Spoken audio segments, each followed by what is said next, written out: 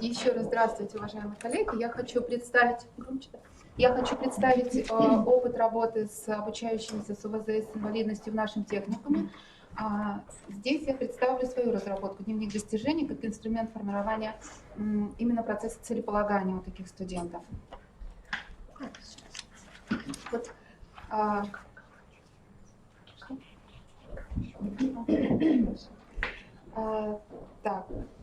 все мы знаем, что такие студенты, конечно, обладают своей спецификой, и в том числе спецификой формирования процесса целеполагания.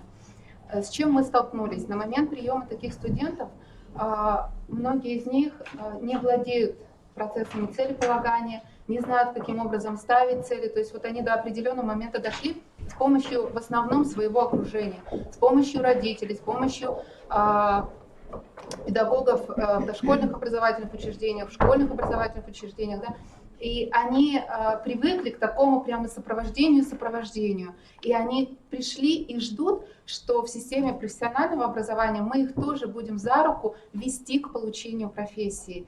И вот мы проводили исследования, брали тест ССУ Исахова, Казанский университет по целеполаганию именно.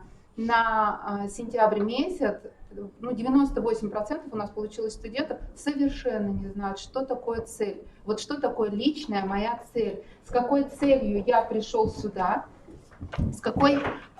какие задачи мне нужно решить для того, чтобы достичь поставленную цель, каким образом профессиональное образование поможет мне в достижении моих жизненных личностных целей. Вот. И для нас это оказалось действительно важным таким направлением работы со студентами. Вот в прошлом году мы начали разрабатывать, теперь уже он разработан, и теперь мы уже реализуем такой дневник индивидуальных достижений, такой некий дневник сопровождения такого студента, который позволяет формировать процесс целеполагания и передавать постепенно ответственность от взрослого человека, который сопровождает студента, к самому студенту потихонечку. Вот дневник на тот момент был разработан для студентки с нарушением слуха, но сегодня он взят за основу работы с другими детьми.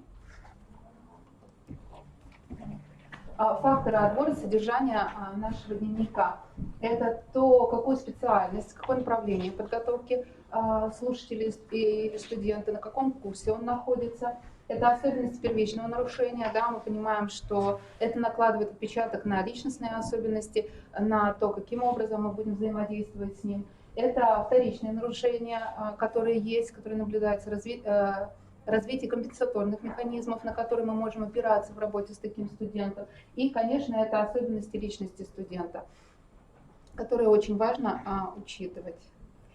Функции дневника как инструмента целеполагания. Очень важно, что дневник позволяет планировать свою деятельность. Вот тоже с планированием, да, возникают большие трудности, поскольку ребенку трудно донести, что такое долгосрочное планирование, почему мы сегодня не можем достичь некоторых целей и каким образом понимать, что это достижимо, каким образом ее измерить.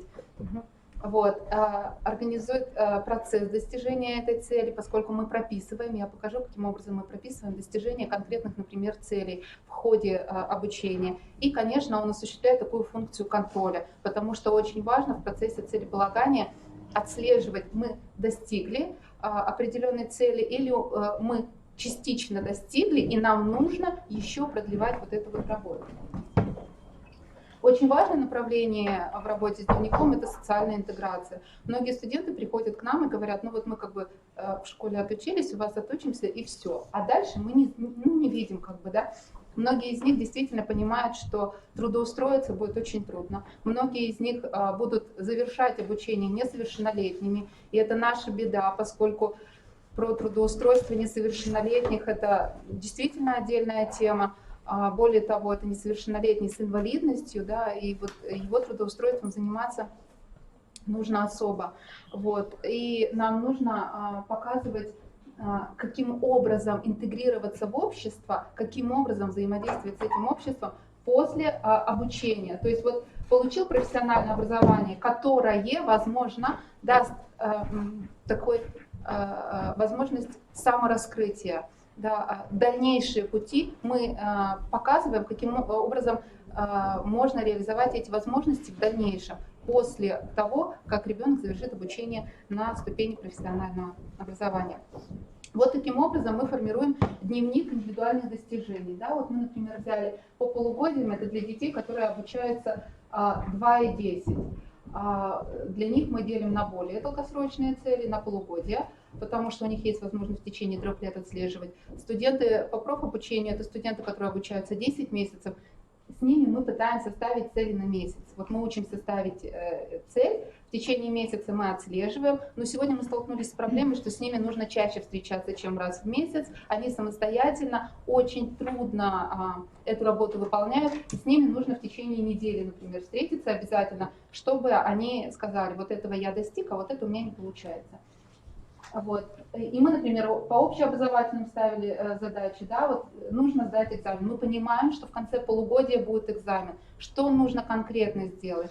Вот. И прямо вот расписывали, да, оказалось, что студентам достаточно трудно формулировать вопросы.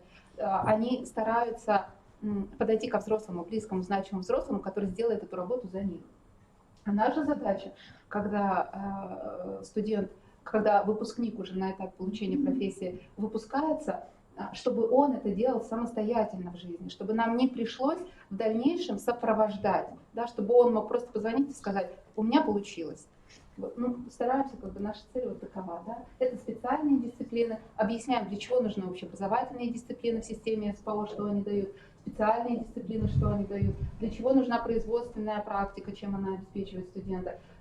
И особый упор, конечно, это на личностное развитие, да, поскольку дети приходят с такими трудностями, они даже ответственность вот не могут взять на себя за пользование телефоном. То есть вот девочке это действительно было очень трудно.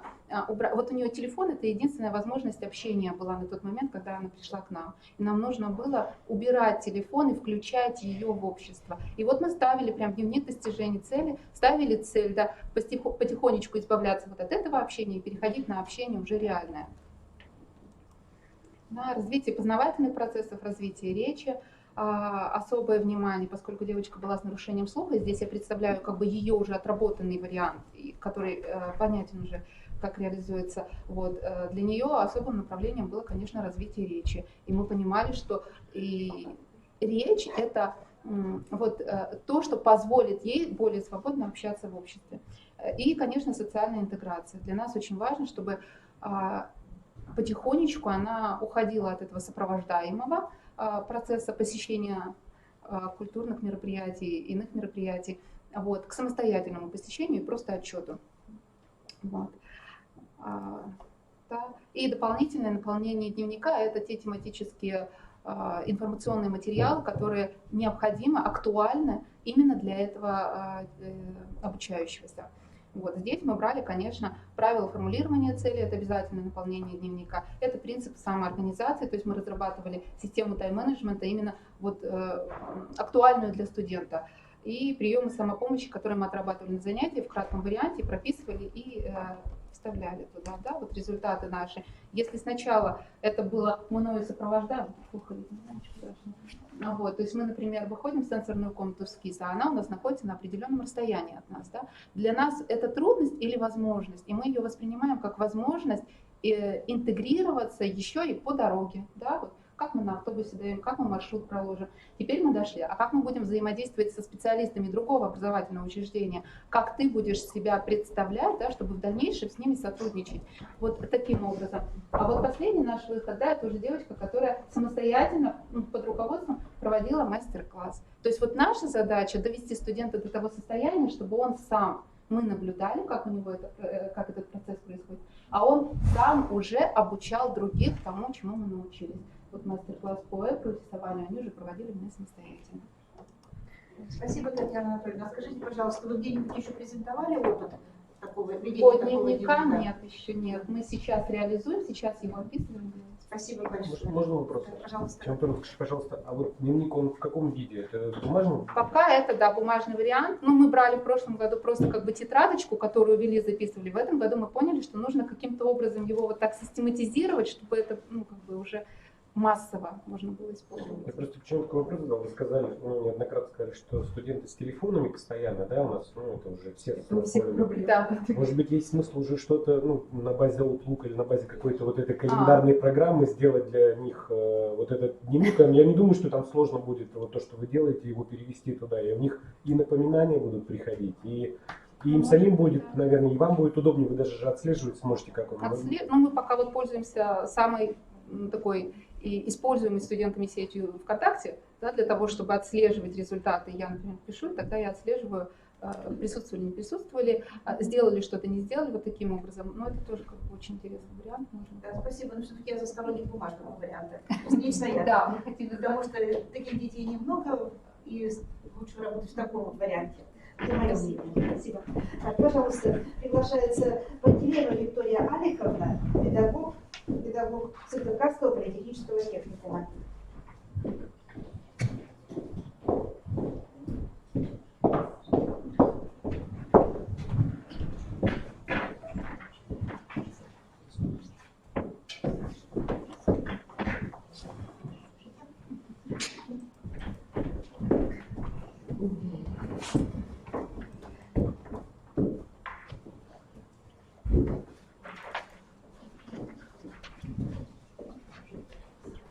Добрый день, я представляю Сыктывкарский политехнический техникум и хочу представить, что направление с этим обществом мы работаем уже с 1997 года, ведем набор по двум направлениям коммуникации и сервисных технологий. Я хочу обратить внимание, что большую роль у нас играет воспитательный процесс в нашем направлении.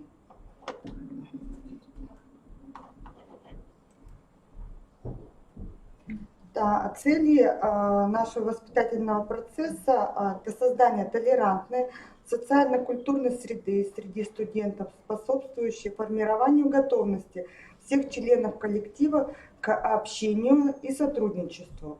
Задачами это реализация индивидуальных и творческих интересов личности, активизация самостоятельности студентов с ограниченными возможностями и инвалидностью в учебном и воспитательном процессе, формирование устойчивого интереса и ценного отношения к выбранной профессии, формирование ценного отношения к себе, к другим, природе, человечеству. Хочется обратить внимание на то, что инвалиды не выпадают из общего процесса, а наоборот являются активными участниками общего воспитательного процесса. Для реализации поставленной цели и задач разработана система планирования работы. Это концепция воспитательной работы, программа развития воспитания студентов, календарный план воспитательной работы на год, план работы совета по профилактике и правонарушений, план работы педагога-психолога, совместная работа с учреждением по профилактической работе с подростками, план работы социального педагога и работа общежития. Входит у нас социально-психологическая служба, в ее состав это заместитель директора по учебно-воспитательной работе, заведующий отделением, педагог-психолог, социальный педагог, воспитатели, помощники воспитателя. Модель сопровождения студентов. Большую роль является руководитель группы. Это создание благоприятных условий для развития свободного и полного раскрытия творческих способностей студентов. Педагог-психолог обеспечивает психолого-педагогические условия для личностного развития каждого студента. Социальный педагог производит социальную поддержку студентов, социально-психологическое сопровождение за весь период обучения.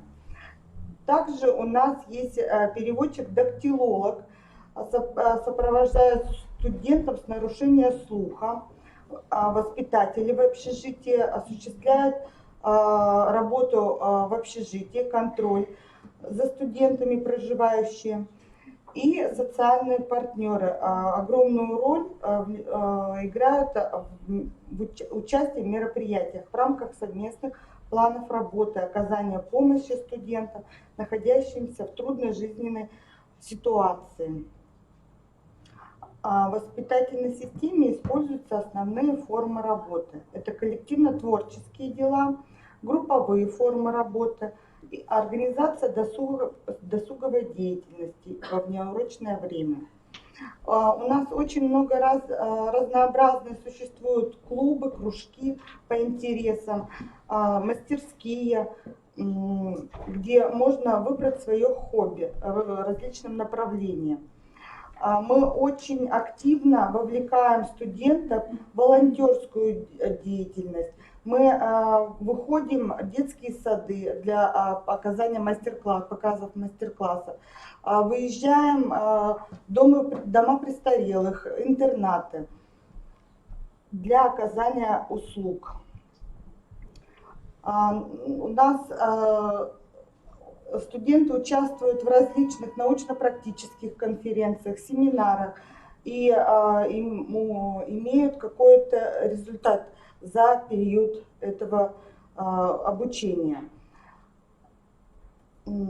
Работа студентов у нас также проходят выставки.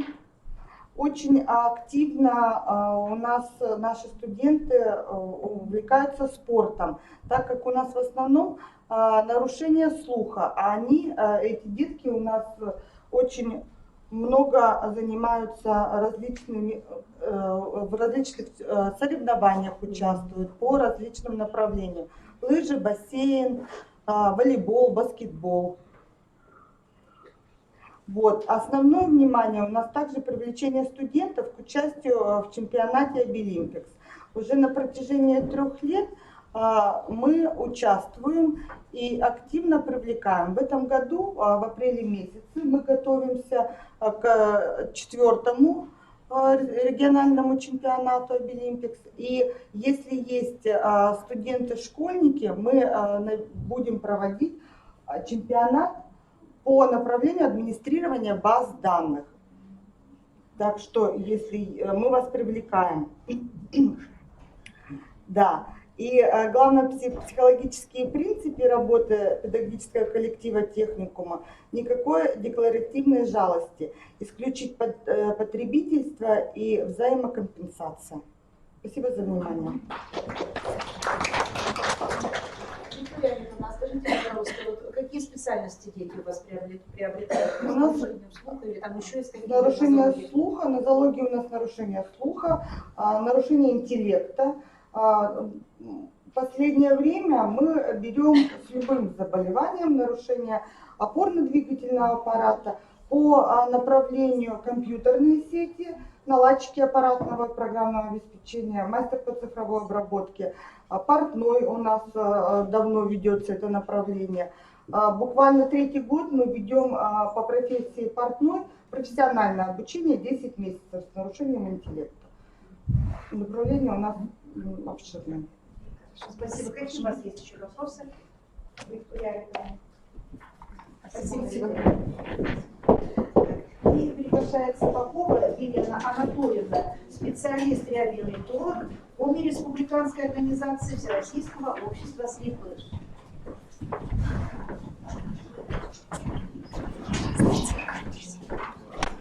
Я могу вообще уйти сразу. Без мыши? Почему? Можно мыши?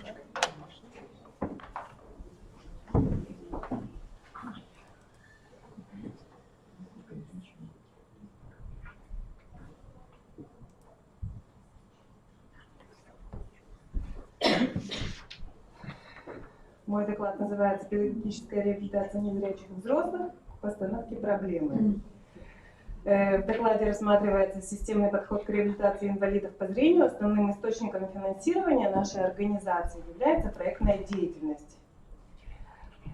Проблема обозначена повышением профессиональной компетентности незрячих сотрудников Комерова ВОЗ, проводящих реабилитационные мероприятия. Предложены пути решения проблемы получения незрячими сотрудниками педагогического образования по направлению коррекционная педагогика. Так, пока так. Стратегическими целями некоммерческой организации является социализация, адаптация, реабилитация и социальная интеграция. Выделяют виды реабилитации инвалидов по зрению, такие как медицинский, технический, психологический, педагогический, социокультурный и индивидуально-педагогический. Вот эти виды образуют систему, которая делится на две подсистемы. Социально-педагогическая реабилитация и индивидуально-педагогическая реабилитация. Значит, социально-педагогическая реабилитация обеспечивает адаптацию в быту, в трудовой деятельности и социокультурном контексте.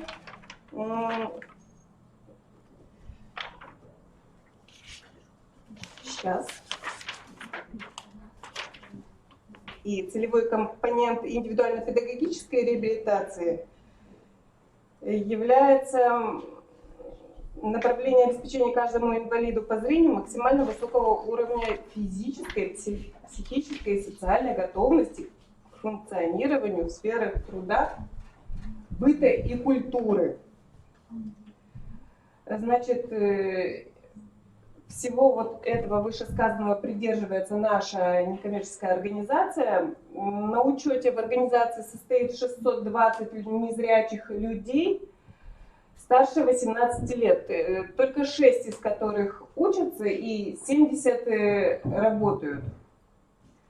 Как я выше уже сказала, что мы занимаемся в основном проектной деятельностью, привлекая средства на реабилитационные мероприятия. С 2007 года мы занимаемся проектами, участвуем в конкурсах всех уровней. Начали мы в 2007 году и выиграли конкурс Общественной палаты Российской Федерации. Благодаря этому проекту мы сформировали навыки компьютерной грамотности и расширили диапазон субъектов реабилитации у 100 незрячих людей. Также мы формируем навыки ориентировки в пространстве, повышаем уровень вербального и невербального интеллекта. Мы развиваем художественные творческие способности. Абсолютно все делаем, что интересно нашим незрячим людям. Информацию в основном люди получают через компьютерные технологии при помощи невизуальных доступов к сенсорным устройствам, то есть программа синтеза речи. Значит, ключевой момент: в последнее время нас объединяет еда. Но, как мы понимаем, без зрительного контроля сложно добраться из дома в общество слепых, что-то приготовить. Ну, я не знаю, каждый пробовал, например, не знаю, чай налить с закрытыми глазами. Я пробовала. Ужасно. Значит, проектную деятельность мы ведем с 2007 года, но, к сожалению, не все люди с инвалидностью по зрению включаются в указанные проекты. По причинам отсутствия внутренней мотивации, образа жизни, сложно выйти из зоны комфорта, дефицит мобильности и коммуникабельности. Чтобы при помощи трости дойти до нашего общества слепых, нужны недюжие способности борьба с чувством страха. А попросить кого-то, чтобы сопроводили, это надо кого-то уговаривать, это, ну, иногда даже унижаться, это сложно. К сожалению, низкий образовательный уровень наших незрячих сотрудников не позволяет в полной мере проводить реабилитационные мероприятия. И вот противоречия порождают проблему создания условий для обучения незрячих сотрудников на бюджетной основе в педагогическом колледже по направлению коррекционная педагогика. К объективным условиям относится получение педагогическим колледжам лицензии образовательной, которая позволит им заниматься обучением незрячих студентов, начиная с 9 классов образования. И к субъективным условиям относится мотивация незрячих сотрудников на обучение в СПО, мотивация педагогов на работу с такими обучающимися и создание доступной среды в образовательном учреждении. Наши сотрудники неграмотные, некомпетентны, малообразованные и так далее и тому подобное, тем не менее они хотят остаться в трудовом коллективе, они горды тем, что они трудоустроены благодаря нашему центру занятости. С центром занятости мы с 2013 года активно сотрудничаем, и уже порядка 35 незрячих людей и людей с другими видами инвалидности мы трудоустроили. Незрячая категория незрячих людей с инвалидностью чаще работает на базе общества слепых. Таким образом, эффективность социально-педагогической реабилитации инвалидов по зрению в настоящее время во многом определяется приведением в соответствие требований к сотрудникам, осуществляющим реабилитационную работу, и их профессиональной компетентностью. Последнее же может быть сформировано только в образовательном процессе. Нормативными документами предусмотрены права инвалидов на получение ими профессионального образования. Администрация Коммерова ВОС предполагает, что все выше указанные объективные и субъективные условия будут созданы и с 1 сентября 2012 года в педагогическом колледже откроется бюджетная группа для незрячих. Мы в это очень верим. Ну, мы приняли решение такое, что мы выделяем контроль цифроприема и на основе ходатайства, поэтому я думаю, что вчера был, по-моему, приказ подписан, что мы будем колледж выделять как раз. Так здорово. Мы-то думали, что нам не скажут. Спасибо огромное. Благодарю за Так, вопрос внимание. прояснился. Это у меня как раз для понимания был вопрос, вот как это, то есть незрячие студенты будут, да, которые будут получать специальность коррекционный педагог, да? Да. Ага, очень хорошо, конечно. Так, и другой вопрос. Вот вы упоминали несколько раз, что с 2007 года вы проводите проектную деятельность, да? Вот назовите примерные такие значимые для вас проекты, которые вы реализовали. Ну, сейчас мы реализуем проект, поддержанный грантовым фондом президента Российской Федерации. Проект называется «Мотивация». Мы развиваем навыки мобильности, межличностного взаимодействия, в арт-терапевтической деятельности, формируем мотивацию на То есть проект восприятие. «Мотивация», да? А еще какие Да. проекты у вас были? Значит, объединение через спорт. В 2013 году в республике появился первый теннисный стол, на котором играют только незрячие люди. Ну вот могут все, но незрячие могут. Цветная радуга. Лукойл поддерживал 2 раза наши проекты по трудовой реабилитации и по социокультурной. Спасибо. Спасибо. Благодарю вас. Так, мы с вами заслушали 15 докладов, которые были посвящены проблеме специального образования и социокультурной интеграции обучающихся в учреждениях различного уровня. Это были детские сады, это была специальная коррекционная школа, и учреждения вспомогательного образования, будем так говорить, и профессионального образования. Сейчас я передаю правление исполняющим обязанностями заведующего Центром сопровождения специального инклюзивного образования Натальи Александровны Савенко. Прошу не прибежать, она будет вести следующую нашу сессию. Еще раз здравствуйте всем, да. Спасибо всем за содержательные выступления, было очень интересно. Сейчас мы с вами увидим практический опыт наших педагогов. И сейчас я хочу предоставить слово Евдокимовой Марине Владимировне, педагогу-дефектологу детского сада номер 18 города Воркуты.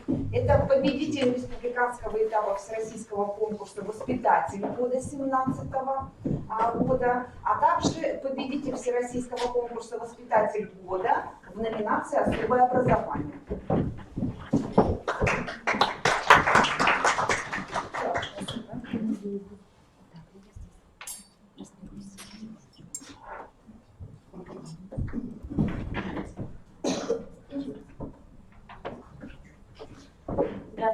уважаемые коллеги, добрый день еще раз. Мне сегодня приятно, большая честь присутствовать здесь в окружении такого профессионального сообщества всех ступеней образования и тем более показывать свой мастер-класс.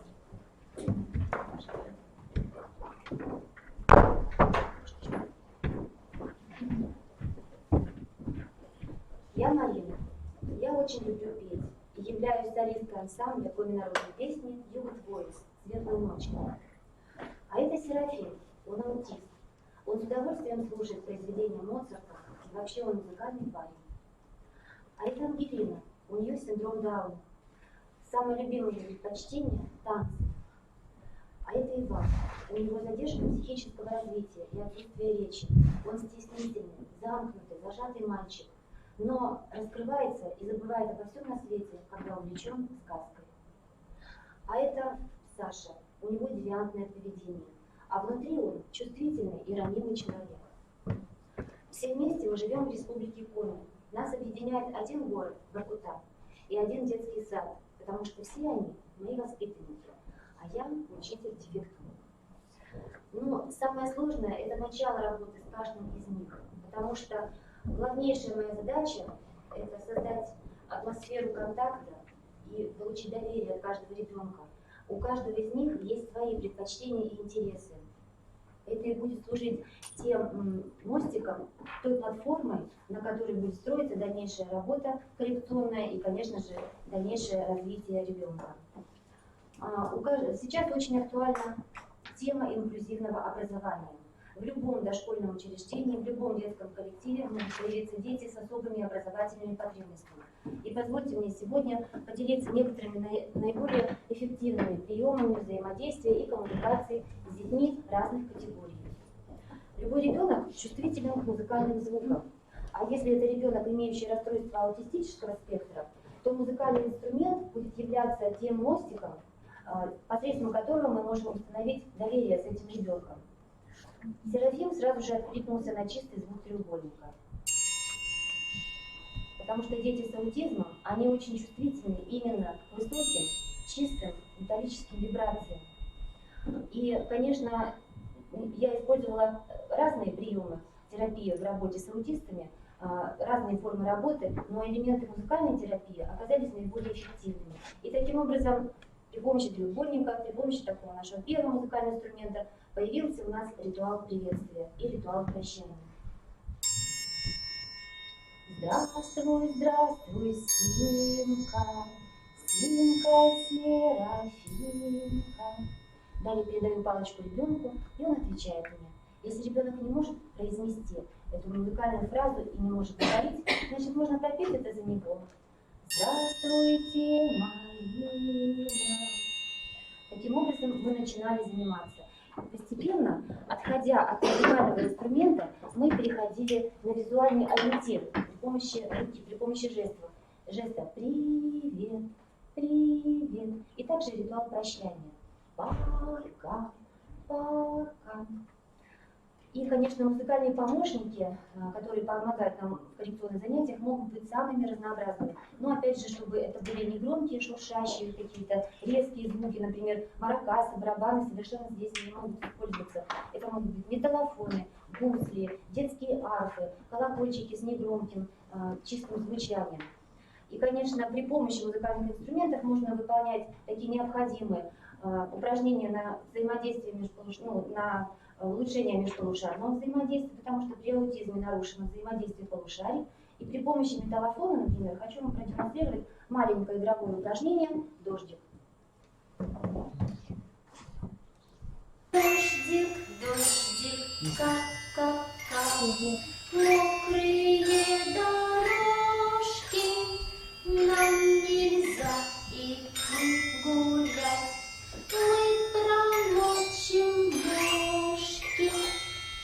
А теперь сам. Так, очень часто ребенку самому бывает сложно и даже невозможно выполнить вроде бы такие простые последовательные движения руками. Поэтому мы используем прием рука в руке, то есть оказываем прямую помощь ребенку. Также можно изображать капельки дождя, тоже последовательное движение руками, и уже выполняется это взаимодействие полушарий. При помощи гуслей можно выполнить упражнение подобное или колокольчиками поочередно звенеть одной ручкой и другой, пропевать любые знакомые песенки, попевочки, все, что знакомо ребенку, все, что ему приятно. Конечно, при аутизме всегда дети зажаты, и присутствует всегда внутреннее психофизическое напряжение, поэтому необходимо проводить релаксационные игры, упражнения. Для этого можно использовать такой легкий палантин, например, дети склонны к повторениям и штампам, как вы знаете, да, коллеги, при аутизме. Им очень нравится наблюдать за плавными, повторяющимися движениями легкой ткани. Ну и, конечно же, музыкальная игра «Поем». За кончик платка надо взять руками, с другой стороны берем ребенок и учимся, и начинаем петь. Ветер по морю гуляет, ветер парус раздувает, ветер парус раздувает, парусинку накрывает. Раз, спрятали ребенка под платок. Ой, где же наш мальчик? Ну-ка поищем. И находим, там уже еще игра в прятки. Детям очень нравится. Впоследствии уже с этой знакомой такой ребенку игрой можно выходить, скажем, в общество и присоединять его потихонечку в детский коллектив. Вот такая игра «Парус» стала первой игрой, с которой Серафим включился в свою же группу, с которой завязан он совершенно общаться не мог. И вот это вот впервые, когда наш Серафим играет, тут запечатлено на эти фотографии. В процессе цикла музыкальных таких занятий с использованием музыкальной терапии у ребенка, конечно же, появились подвижки, это было очень видно в поведении его. И даже ушел страх новизны пространства, Серафим стал покидать группу и мог получать коррекционные занятия специалистов уже в их кабинетах. Так, дальше у нас Ваня. Он раскрылся и начал проявлять эмоции, когда я стала рассказывать и показывать ему сказки. Специально для него я сшила пуговичное полотно. Пожалуйста, следующий слайд. Здесь немножко плохо видно. Пристегивая по ходу фигурок, по ходу сюжета сказки фетровые фигурки персонажей, у ребенка прежде всего развивается мелкая моторика, что очень важно для развития речи. И также при помощи пуговичного полотна можно решать очень множество задач. Вот я принесла здесь два варианта полотна. Пуговицы пришиты определенным образом, ровными линиями, четкими рядами, и напоминают ориентиры, как клеточки в тетради. То есть мы можем выполнять упражнения, похожие на графические диктанты, по заданию. Ребенок может пристегивать. Пристегни, пожалуйста, серый квадрат, например, на 2 пуговки влево от овала, да, и ориентировка, и структурное развитие, и моторика, ориентировка в пространстве, и очень множество задач можно решать при помощи вот такого полотна. Можно пристегнуть всевозможные у меня образцы, как бы очень широко все. Ну, вот такой вариант. Для подгрупповой работы он висит в кабинете на стене, можно заниматься с детками в малых подгруппах, в группах, сочинять сказки, пристегивать. Конечно, главная задача все-таки это составление сказок, потому что у ребенка развивается внутренняя речь, смысловые связи, причинно-следственные учится ребенок выполнять. Ну и просто нравится, конечно, играть в такие игры. Пожалуйста, можно идти по рядам. Например, задача напоминающие разрезные картинки. Собери грибы, грибная полянка. Найди одинаковые грибочки, посчитай, сколько одинаковых. Слева, справа, какого цвета шляпка. Большие рыбки плывут справа, маленькие плывут влево. Детки выполняют такие задачи. Чудо-дерево. Слева растут яблочки, справа груши. Или, например, цветущее дерево. Очень нравится детям. И, конечно, работая с символом, с таким силуэтом цветным, развивается к тому же восприятие силуэтных изображений. Как вы все знаете, у детей с задержкой психического развития силуэтное изображение затруднено либо нарушено. Но здесь подсказка. Лисичка всегда рыжая, зайчик беленький или серенький, медведь всегда коричневый, да? И легче. А как же нам усложнить задачу? И тогда мы переводим ребенка на работу с теневым театром, где всегда силуэт будет черный. Скажите, пожалуйста, как безречевой ребенок, как, на ваш взгляд, коллеги, может участвовать, например, в теневых постановках, в мини каких-то спектаклях? Показывать он может действовать, да. Еще каким образом? Безречевой. Но я немножко подскажу, как мы решили этот вопрос. Нашу Ванечку мы привлекли к озвучиванию спектакля. При помощи каких-то простых музыкальных инструментов, при помощи инструментов самодельных, шумовых, можно изображать явления природы, шаги персонажей и какие-то еще звуки. И работа в озвучке тоже очень нравится ребенку, ведь он участник процесса, правда, он вместе со всеми. Таким образом, зажатость его, стеснительность, скованность снимается. И маленький фрагмент рабочего занятия по мотивам «В лесу родилась елочка».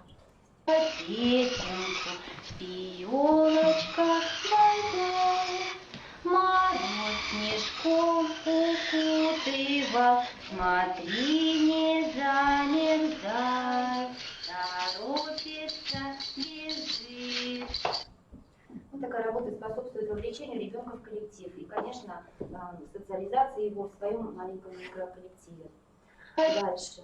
Саша. Немало сил и терпения потребовалось мне, чтобы заслужить доверие и расположение этого ребенка, этого сложного ребенка с девиантным поведением. Для того, чтобы снять агрессию и протест, эти колючки, направленные в общество, нужно дать ребенку почувствовать и понять, что он интересен и нужен вам. Я очень много времени проводила в группе, оберегая его хрупкую адаптацию к нашему обществу. Мы смеялись, шутили, рассказывала небылицы. Ребенок пришел к нам впервые в возрасте 6 лет. У него очень сложная жизненная ситуация. И ребенок постепенно как бы оттаивал, привыкал. И подбирая формы работы, я заметила, что он очень внимательно слушает тексты и способен их анализировать. У мальчика сохранный интеллект. И вот, зацепившись как бы за это, я стала работать над формированием его внутреннего эмоционального мира, на формирование таких важных качеств, как и чувств, переживаний, как эмпатия, сострадание. А для полноты восприятия сюжетов я снимала теневые иллюстрации. Хочу показать один вариант. Новелла Макарова «Голчонок». Потеряла голчонок. Колченожку, рубашку, чернушку. А подкинули галки с голчонка. Прямоножку, милашку, веснушку. Стала плакать она и рыдать. Стала грудью к земле припадать, и слетелись на крики ее птицы, и расселись на кронках креницы. Что ж ты, глупая, плачешь, рыдаешь, зачем ты к земле припадаешь? Уж твое ли дитя, не избушка, прямоножка, милашка, пеструшка? Не мое это чай, а ваше, а мое это дитя, дома краше, тусклая точка, мутная пушка. Чернушка, и чтобы не зареветь, каждый раз плачу, ну как бы показываю ребенку силу своей эмоциональной организации, где нужно переживать. И вот таким образом теневая иллюстрация помогает у ребенка вызвать наиболее полный эмоциональный отклик и работать над его поведением, в том числе над его внутренним миром. Так, следующее, Ангелина. Конечно, сразу стало понятно, что танцы, музыкально-ритмические упражнения – это то, что нравится ребенку. На основе этого строили коррекционную работу с этой девочкой. Скоро вы увидите через минутку результат нашей работы с этим ребенком. Дальше, пожалуйста. Все мои воспитанники очень разные, но несмотря на то, как они, насколько они отличаются друг от друга, при правильно организованной работе вместе они способны делать общее дело.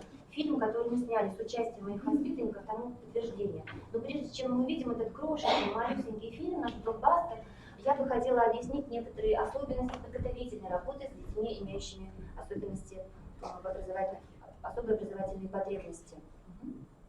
Это, значит, знакомясь с сюжетом, какой-то сюжетом сказки, сюжетом песни, которую мы будем импровизировать, педагог всегда является суфлером. Многократно мы погружаемся в сюжет, мы там заучиваем, проговариваем, независимо от возраста детей. Всегда учитель является образцом и показывает жестами, и подсказывает детям. Дальше, пожалуйста. Во время изготовления декораций к съемкам практическая часть воспитателя оказывает всяческую помощь детям, в том числе прямую, в частности, в работе с ребенком-аутистом.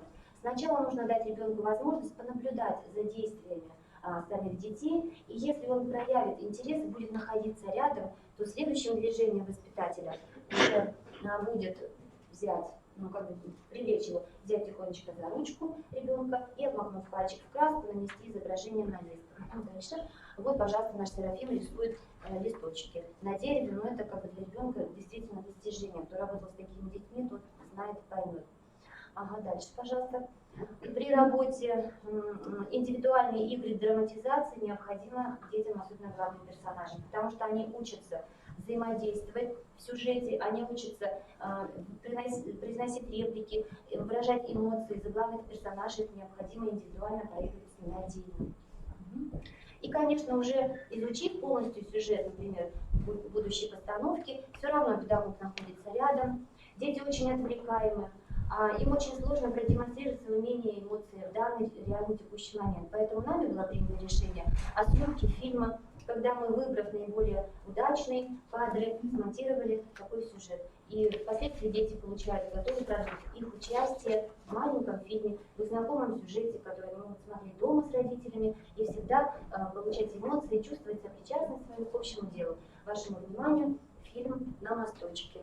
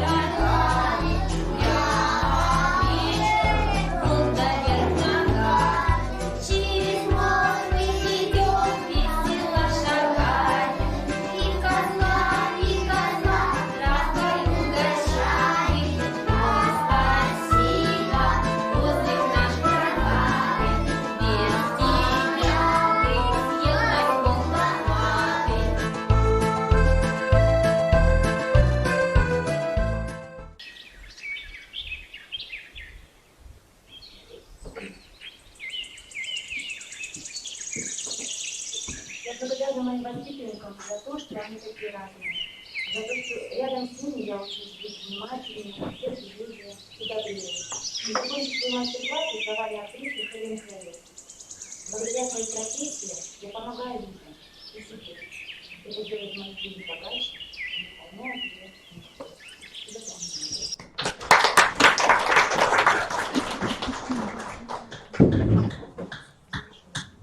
Если будут вопросы, с удовольствием отвечу. Спасибо большое. Поскольку Максиму Алексеевичу нужно срочно в другое место. Запланировано не срочно. Да. Пару слов. Коллеги, добрый день еще раз. Благодаря тем, кого успел услышать, но думаю, что те, кто будет выступать после, тоже не менее интересные доклады. Хочу поздравить, наверное, в первую очередь КИРО. Вчера были юбилейные мероприятия, которые будут проходить в течение всей этой недели. Действительно, большая история учреждений, и большинство из вас, и педагоги, и соцзащиты, и образование, все здесь получают образование. Думаю, что в дальнейшем тоже нас ждет не менее насыщенная программа, и образовательная программа, которая будет в КИРО, она тоже будет интересна специалистам СМИ и вообще социального профиля. Ну, учитывая, что у нас здесь сегодня одни девушки, мужчин нету, поздравляю вас с наступающим 8 марта, потому что не всех из вас я, наверное, к 8 марта увижу, но пожелать вам весны скорейшей, ну и чтобы у вас дома, и вот, как сказал предыдущий педагог, что действительно дети нам давали радость и счастье в нашей работе.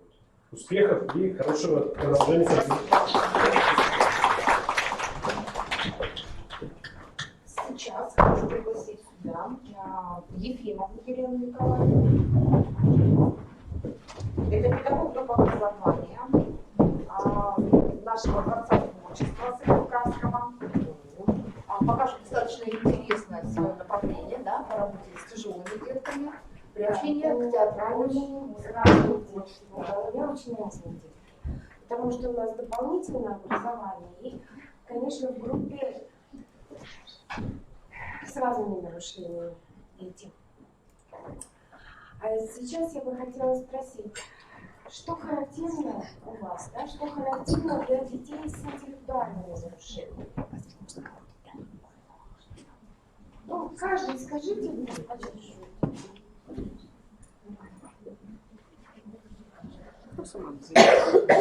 Ну, отставание в речевом развитии есть, физическая грамотность есть, моторная недостаточность тоже есть, да? Вот самое основное. А процесс музыкального воспитания детей включает в себя стимуляцию творческого потенциала, да? И помощь в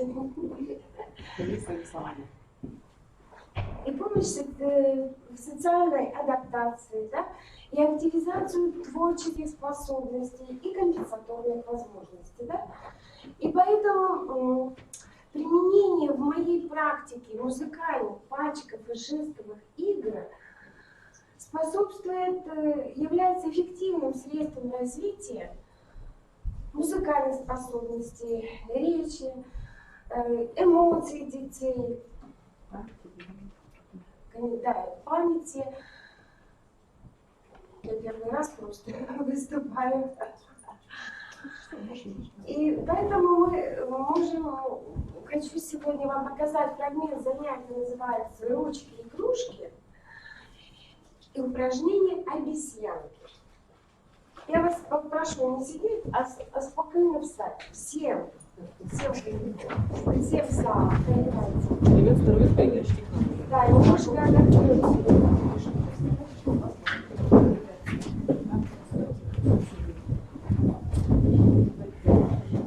Упражнение обезьянки. Посмотрим. Обратите внимание на свою ручку. Сейчас они у вас превращаются в обезьян. Обезьянки вышли погулять. Делаем движение фонарики. Мы все делаем. У всех получается. Вдохнули. Обезьянки стали танцевать. Сжимаем и разжимаем кулачки. Хорошо. Элемент здоровья, сберегающий технологии. Да, вот это и есть. Вдруг одна из них пошла поспать. Ладошки складываем под щечку. Ну, может, кто-то по-другому спит, может, я другой цвет выжимаю. Потому что надоело танцевать. Делаем встряхивающие движения. Так? Вот. И сначала это упражнение я проговариваю с остановочками и показываю движение. Дальше, следующий этап этого упражнения – выполнение его под музыку, но тоже с остановками. Обезьянки вышли погулять.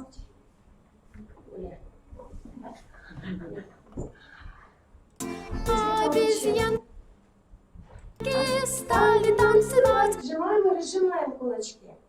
И одна из них вдруг пошла домой поспать. Спим. Потому что надоело танцевать.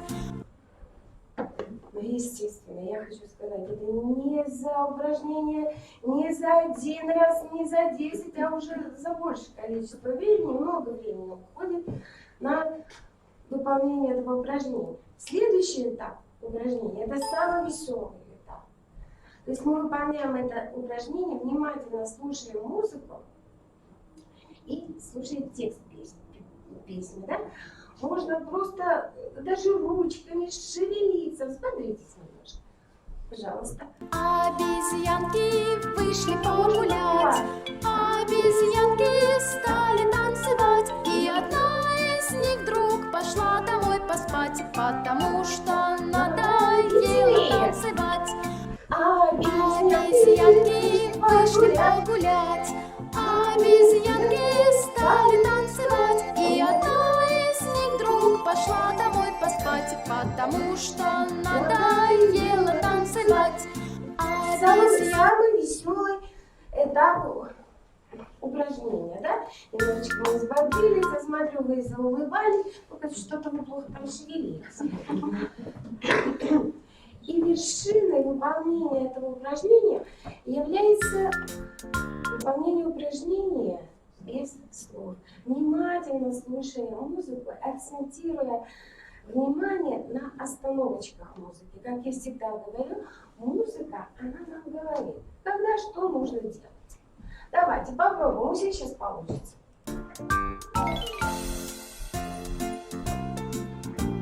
Нужно помогать.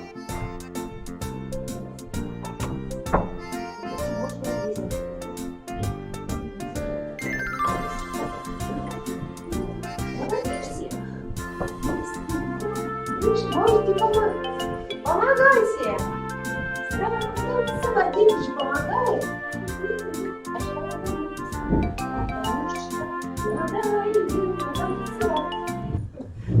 Вот.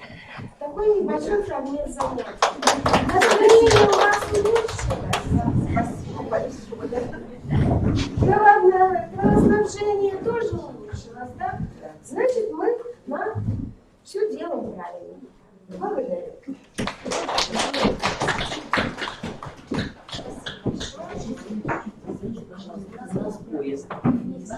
Спасибо вам. Спасибо большое. Сейчас я хотела бы пригласить. Очень бы хотелось бы сюда сейчас пригласить человека, который поучаствовал в конкурсе, представил нам свои разработки, достаточно интересные, очень оригинальные. Поэтому мы бы хотели сюда сейчас пригласить Соловьеву Галину Николаевну, учителя начальных классов специальной коррекционной школы интерната номер 15 для детей-сирот.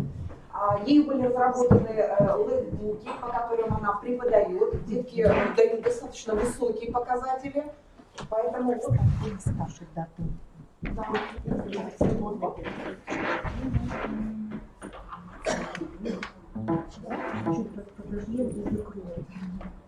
Чуть-чуть откройте.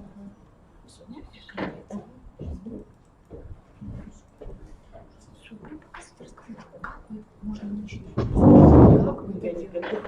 Нет, скажите, как вы сделали, чтобы их куда применяете и все.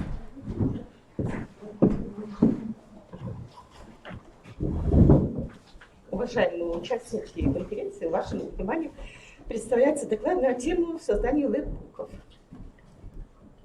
Лэкбук представляет собой самодельную папку с окошками, дверками, кармашками, подвижными деталями, в которую собирается информация по изучаемой теме. Чтобы заполнить эту папку, ученику нужно будет выполнить определенные задания, изучить представленный материал. В своей практике создания лэкбуков я использовала по предмету русский язык при изучении темы слова и словаря, как один из способов запоминания и усвоения написания трудных слов. В процессе работы с лэкбуком решаются такие задачи, как формирование орфографической грамотности, коррекция и развитие познавательных процессов, активизация речевой деятельности, воспитание интереса к учебному предмету. В работе по созданию лэкбука можно выделить 4 этапа. Это мотивационный, где создается положительный настрой у детей. Второй этап подготовительный, определяется тема, цели, задачи, вырабатывается план действий, устанавливаются критерии оценивания. Третий этап кооперационный уже, практическая работа по созданию лэпбука уже детьми производится. И 4-й этап – рефлексивно-оценочный, коллективное обсуждение и содержательная оценка результатов работы. Управляя ходом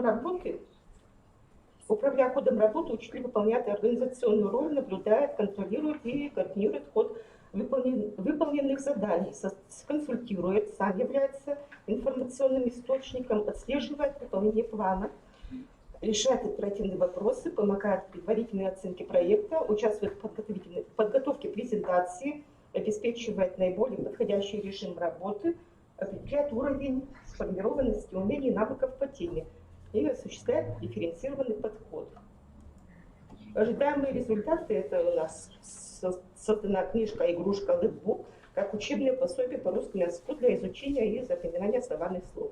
Приобретены и расширены и отработаны знания о словах с непроверяемыми написаниями. Сформированы элементарные навыки планирования, реализации творческих способностей, рефлексии, сотрудничества по интересам. Активизировался словарь и коммуникативные навыки. Необходимым материалом для создания лэпбука служат картонные папки с шаблонами, кармашками, подвижными окошками и дверками. И в работе используется у нас как бы бросовый материал, все, что есть. Остается от обложек, от набора цветной бумаги, картона, тетради, альбомов. Это мы все приобщаем к работе. Дополняем, и получаются вот такие папочки. Также используем различные словари, толковые, орфографические, фразеологические, словарь пословиц, поговорок, картинные словари, детские толковые, загадки, сборники загадок и пословиц тоже. Произведения детской художественной литературы читаются у нас на уроках чтения и речевой практики, на классных и библиотечных часах. И занимательный развивающий материал, который тоже включается в лэпбук. С ним дети знакомятся на протяжении всех 4 лет обучения. Это у нас на коррекционно-развивающих занятиях и неурочных занятиях. Тут у нас относятся и ребусы, графические диктанты, оригами, сложи фигуру, числа соединяем по заданным точкам, рисуем по клеточкам, собираем слова из букв, рисуем, копируем по точкам. И у нас для вашего внимания образец лэпбука, созданный ученицей 4 класса. Вот уже готовый вариант. Самодельные папки с кармашками, с чем я выходила на конкурсные работы. Да? Самодельные папки с кармашками и подвижными деталями собран дидактический материал по теме непроверяемое гласное корни слова «собака». Это уже заключительный этап творческой работы, которая была проделана в ходе изучения данной темы совместно с учителем. Чтобы заполнить папку, ученица выполнила большое количество заданий, подобрала по теме развивающие упражнения, изучила представленный материал на уроках и во внеурочной деятельности. Вот так выглядит папка, которую сделала у нас Катя. Обложка у нас прям как совпала по теме «собака», даже название писать не надо. И цель у нас создание папки как одного из способов усвоения написания слова «собака», где есть непроверяемое гласное в корне. Задачи – изучить фонетические, лексические, синтаксические особенности слова «собака», просмотреть использование слова «собака» в произведениях детской литературы, устава народного творчества, музыки, искусства и проявить личные творческие способности при составлении этой папки. Содержание внутри будет выглядеть вот таким образом. Да? Тут собрано 9 заданий. Сейчас каждую отдельно можно рассмотреть. Да? Вот первое задание у нас знакомимся с толкованием и правописанием слова «собака». Активизируем зрительный и слуховой анализаторы, речевую деятельность. Задание 2. Читаем по первым буквам. Слово «собака» читаем слово «собака» из первых букв картинок.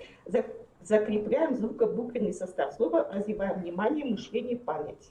Тут получается солнце, очки, батон, арбуз, ключ, арбуз, и выходит слово, опять же, собака, то, что и нам надо было.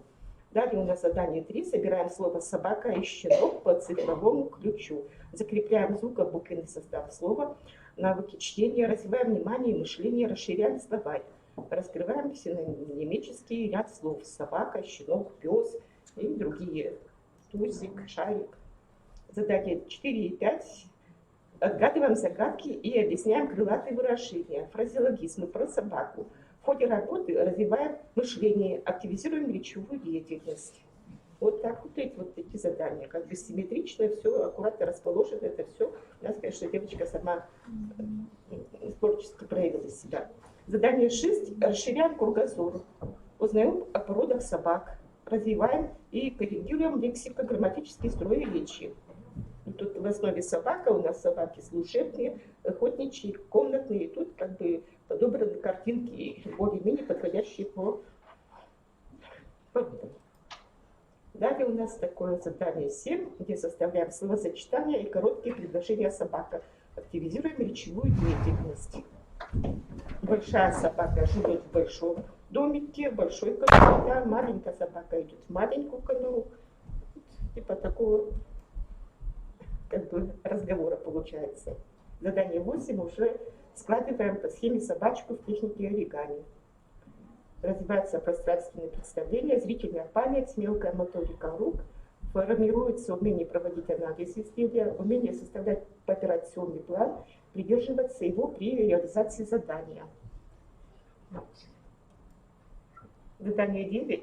Продолжим пословицу про собаку. Тренируем память, навыки чтения, знакомимся с устным народным творчеством, расширяем и активизируем словарь. Тут у нас начало на обложке, хорошая собачка раскрывается, и уже вторая часть уже спрятана получается. Без хозяина не останется, и такие подобные работы. И уже все. В заключение хочется сказать, что создание лэрбука – это средство обучения и способ достижения дидактической цели через детальную разработку отдельно взятой темы, которая завершается практическим результатом, основывается на интересах школьников, приносит им удовлетворение, а значит личностно ориентирован на каждого ребенка. Суть создания лэрбука – стимулировать интерес школьников к изучению определенной темы учебного предмета, показать практическое применение полученных знаний.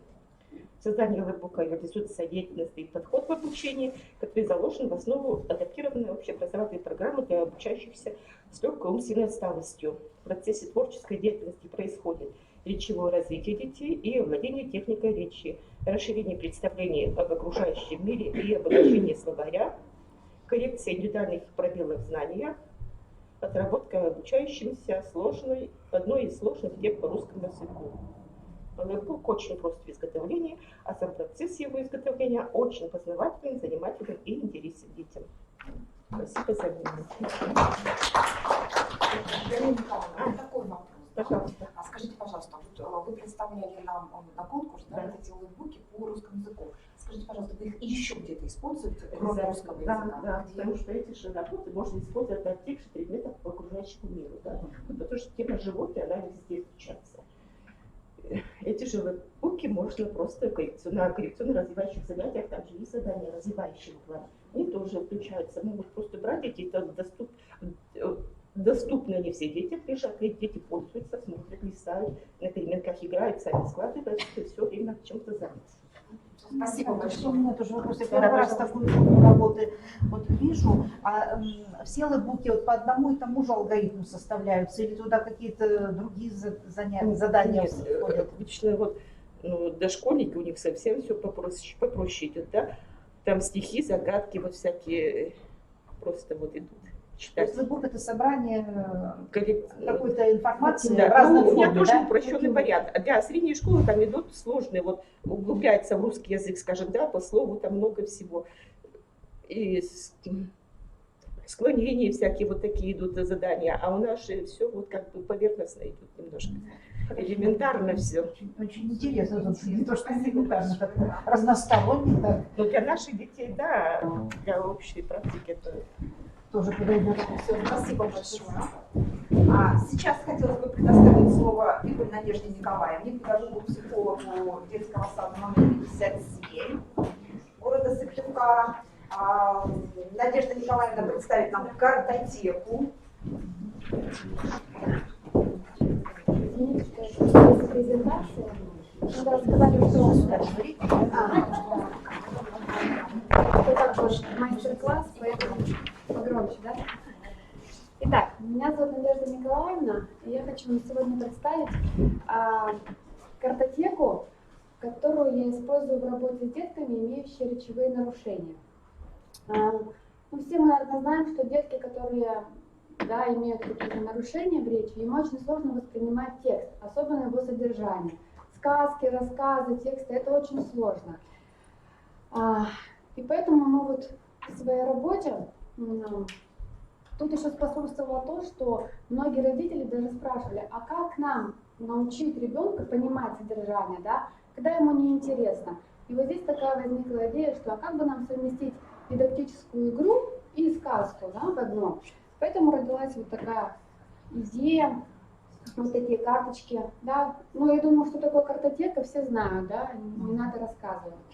Мы постарались в одной карточке по сказке совместить все игровые упражнения, связанные с психическими процессами. Вот на обратной стороне представлено кратко то, что мы можем по этой сказке, да, как поиграть с ребенком в непринужденной форме. Вроде бы не заставлять его, но поиграть. Да?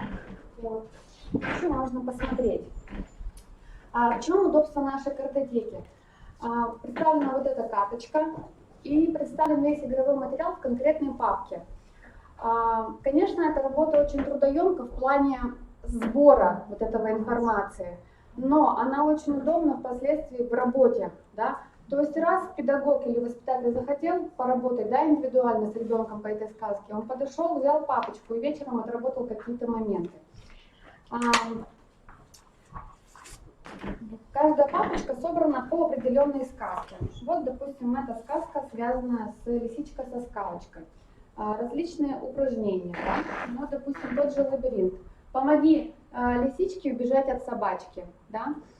Все задания еще можно или упрощать, или наоборот усложнять. Если мы упрощаем задание, то мы помогаем ребенку как? Ему же сложно ориентироваться. Мы ему даем в помощь камушки, семечки, орешки, да, и вместе с ним выстраиваем, да, вот эту вот дорожку, да, зрительно как бы его ориентируем. А потом в дальнейшем последствии ребенок может уже сам, да, научиться вот эту дорожку выстраивать. Вот. То есть такие задания, как 4-й лишний, найди того героя, которого не было в этой сказке, да, и скажи, ну почему. Вот. Деткам с речевыми нарушениями очень сложно воспринимать такие картины, когда нужно найти нелепицу. Они сложновато, да, это усваивают, и поэтому приходится ориентироваться потом конкретно на какие-то карточки, да. Я вот стараюсь сказку вообще разделить на отдельные карточки, чтобы при выполнении задания я могла взять какую-то конкретную карточку или фрагмент из этой сказки и помочь ему, да, скажи, вот посмотри, мы в этой сказке, да, было вот так. И ребенок уже зрительно, да, вспоминает, что, и может потом уже, да, сказать, что а у лисы-то таких ушей что? Не бывает, да. Вот. Деткам очень нравится, допустим, играть вот, фотоаппарат, я его называю, да, мы сегодня с тобой фотографы. Вот, вешаем такую ему... вот. Я обычно раскладываю карточки, да, и говорю, мы сегодня с тобой будем фотографировать сказку. Но для этого нам нужно вспомнить, да, кто в этой сказке был. Ребенок одевает на себя этот фотоаппарат, и мы с ним в процессе, да, находим, да, вот эти картинки, которые там есть. Вот. Почему очень много таких различных форм использую? Потому что чем больше разнообразнее, тем ребенку что становится интереснее. Мы повышаем его активность познавательную, да, в плане. И параллельно с этим еще и запоминаем сказку, да, ее содержание. Ну, ни для кого не секрет, я думаю, да, магнитный театр, да, какие-то пальчиковые игры, все это мы проигрываем. Я использую вот эти палочки, потому что мне с ними удобнее проигрывать все на кинетическом песке. Я раскладываю песочек, да, и давай мы с тобой сегодня сказку проиграем. Палочки очень удобно вставляются в песок, да, и мы создаем ему прямо целые картины, да. Вот. Какая сказка, как ты думаешь, да? Теремок. А где теремок стоял? Да, в поле. А что в поле растет еще? Там травка. И при помощи, если бываете в фикс-прайсе, там очень много бывает вот, таких вот разных камушек, да. Детям очень нравится. У меня целый шкаф, полочка в шкафу с этими баночками. И ребенок, когда мы играем, он так, Надежда Николаевна, можно я вот эту баночку сегодня возьму? Да, конечно, да. И мы уже в процессе вот проигрываем такие вещи. От мороженого палочки. А? От мороженого палочки. Да, мы их покупали специально в медтехнике, они продаются большими блоками. Вот. Я эти палочки еще использую для развития зрительного восприятия. Я их крашу в разный цвет, и мы с этими палочками потом делаем все, что угодно. Заборы, домики, раскладываем по цветам. Ну, тут вообще фантазия просто не ограничена. Также я в работе вот еще, да, по сказке использую вот такие кубики. Да, не по сказкам. Я предлагаю либо ребенку найти, да, давай сегодня вспомним, какую ты хочешь сказку рассказать, ну, допустим, «Колобок». И мы на этих кубиках ищем все героев, которые относятся к Колобку, да, или импровизируем. Давай мы сегодня, да, вот поиграем в сказку, которая выпадет сама на кубике, да, ребенок бросает, раз, допустим, появилась мышка, да, а давай вспомним, в каких сказках была мышка, вот. И мы уже потом здесь тоже начинаем импровизировать. Вот. Пока в моей картотеке всего 8 сказок, вот, но я, конечно, буду дальше пополнять ее, потому что это очень интересный и разнообразный, да, такой материал и вообще форма работы с ребенком. Что еще важно отметить, что когда вы преподносите ребенку новую сказку, необходимо, конечно, создавать обстановку, потому что ребенок, если с этой сказкой не сталкивался, все зависит от вас. Да, должна быть спокойная обстановка, чтобы вам никто не мешал. И самое важное, это ваша речь. Вот если в «Колобке» Колобок поет, даже если вы не умеете петь, да, вы должны эту песенку что делать? Петь, да, потому что это очень важно. И ваша речь. Детки, которые имеют речевые нарушения, если вы замечали, они обращают прям вот на наши губы, да, они прямо смотрят не вам в глаза, а вот на губы. Поэтому все фразы, слова, которые вы говорите, нужно очень четко и понятно проговаривать. Вот. Затем обязательно задания должны быть все-таки яркие, да, понятные ребенку. И обязательно всегда какое-то зрительное подкрепление. Им очень сложно воспринимать вас на слух. Да? Даже если вы даете какое-то речевое задание, да, вам обязательно нужно его потом зрительно еще подкрепить. Вот. Поэтому вот такая у нас картотека родилась в процессе работы с такими детками. Поэтому надеюсь, что вдруг кому-то какие-то идеи понравились, да, и вы можете взять их на вооружение. Девушки пока смотрели, да, пока рассматривали, а многие даже что-то записывали для себя, определили, видимо, что это можно применить не только к деткам-речевикам, да, но и к деткам достаточно тяжелых каких-то категорий. Ну да, и даже на самом деле сейчас даже норма развивающиеся дети, да, очень сложно у них со сказками. Когда проводишь диагностику, спрашиваешь, а какие ты сказки знаешь? Да, иногда бывает, что молчание, да. Ну, оказывается, даже редко детям-то и сказки читают. Да уж тоже не играет. Спасибо большое, очень интересно. Надежда Николаевна, какую вы еще сказку хотите подобрать себе? Еще хочу такие? Ой, у меня большой перечень. Ну, на например, «Лиса и волк». Сейчас я думаю, как ее вот разработать. Потом, допустим, есть интерпретация, тоже «Петушок и бобовое зернышко», а есть просто бобовое зернышко, там разные герои, да, вот как можно их, ну, совместить. Хорошо, спасибо. Спасибо большое. Ну и, как говорится, напоследок, да, мы оставили 2 интересных выступления. Почему мы их сделали 2 рядом? Очень часто, когда работают с людьми, допустим, неслышащими, да, и людьми, потерявшими речь, не имеющими возможность выразить, да, себя в речевом варианте, то есть очень часто путают дактиль, да, жестовую речь, и вот новую программу, которую вот Валентина Александровна вам покажет, программу Макатон, то есть для людей, которые слышат, понимают, но не могут говорить. Та речь, которая относится к жестовой речи, она все-таки больше для людей, которые не слышат, да, у которых вот проблемы со слухом. Поэтому сейчас я приглашаю Валентину Ивановну, она вас познакомит, покажет вам некоторые элементы жестовой речи, мы с вами поучимся. Можно минуточку, да? Да, я отдохну, а мы пока как бы с вешками разберемся.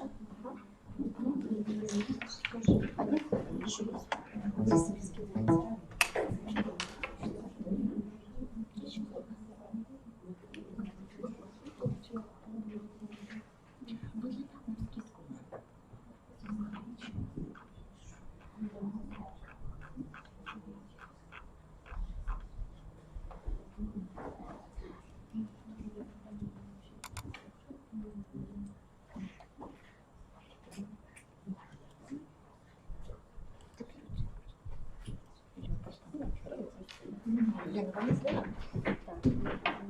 еще? Нет. Ну, хорошо.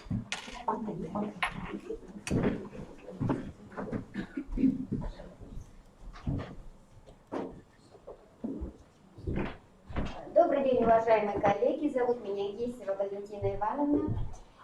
Я учитель-дефектолог школы-интерната номер 4. Мы сегодня с моим коллегой, со Скорняковой Еленой Васильевной, будем знакомить вас с альтернативными видами коммуникации. Мы будем говорить с вами о дактильной речи и русском жестовом языке. Почему мы сегодня будем с вами об этом говорить? Потому что дактильная речь по федеральным государственным стандартам является вспомогательным средством коммуникации наряду с основными письменной и устной по программам для глухих и слабослышащих детей. Но поскольку инклюзия на сегодня на первом плане, то такие дети с нарушением слуха могут быть не только в нашем интернате, но и в ваших учебных образовательных организациях. Русский жестовый язык с 2012 года введен в статус государственного языка, и все социальные организации должны иметь людей, владеющих русским жестовым языком.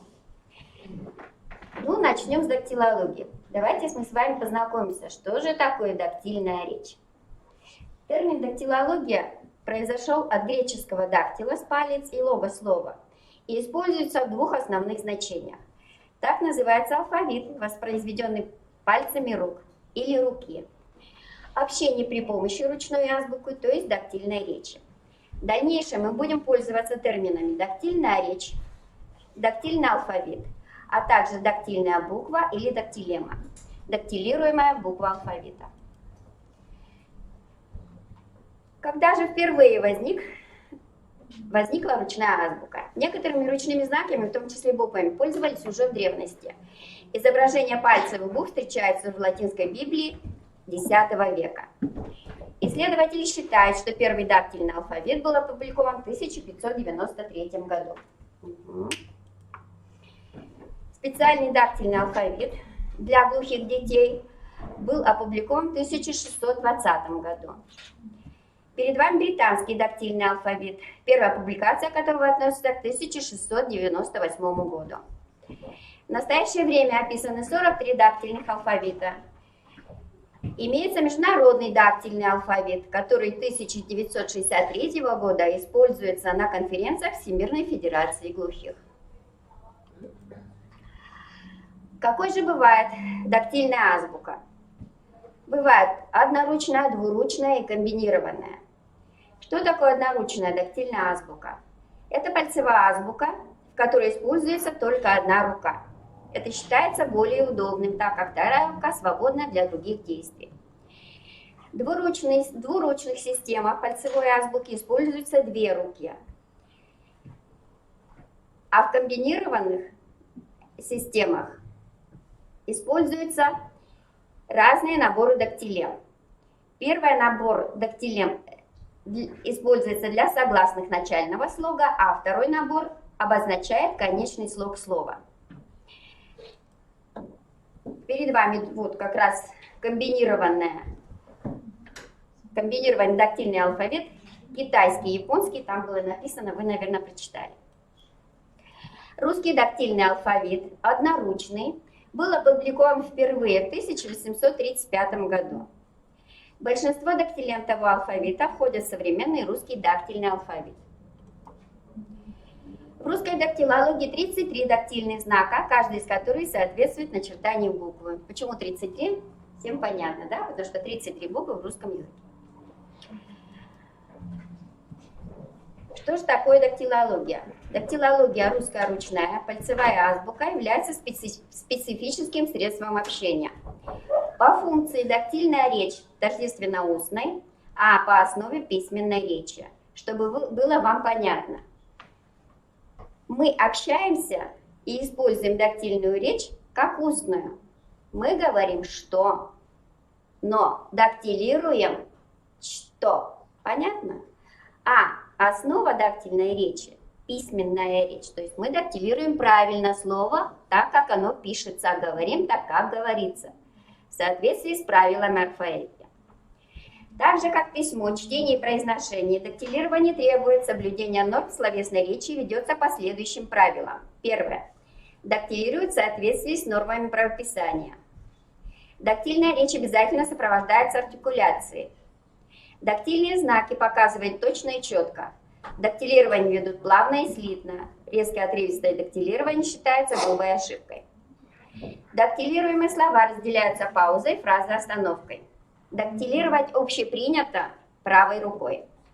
При дактилировании рука согнута в локте, кисть находится на уровне плеч, слегка вынесена вперед и обращена к ладонью от себя к собеседнику, вот в таком положении.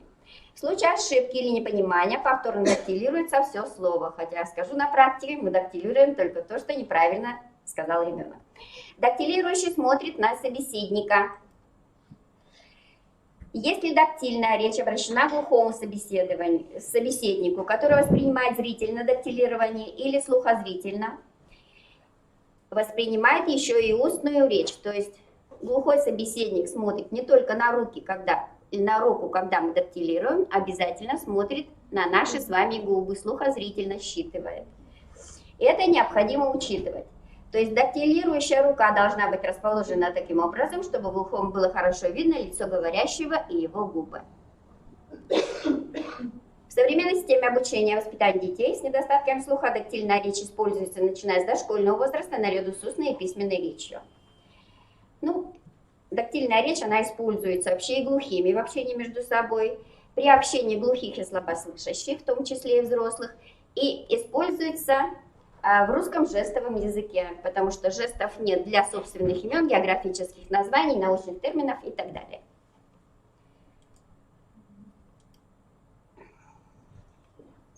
Так, это мы что уже сказали.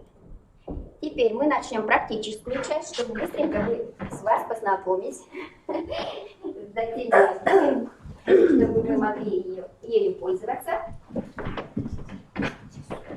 когда это будет нужно.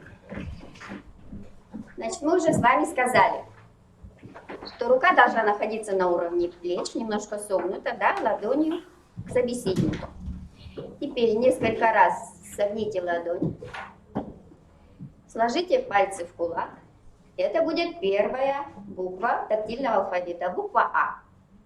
Теперь мы постепенно будем открывать руку. Следующая буква, это будет буква Е.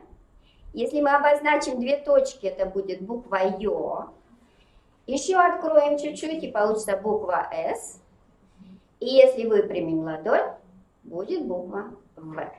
Можете посмотреть там на своих карточках, это все есть.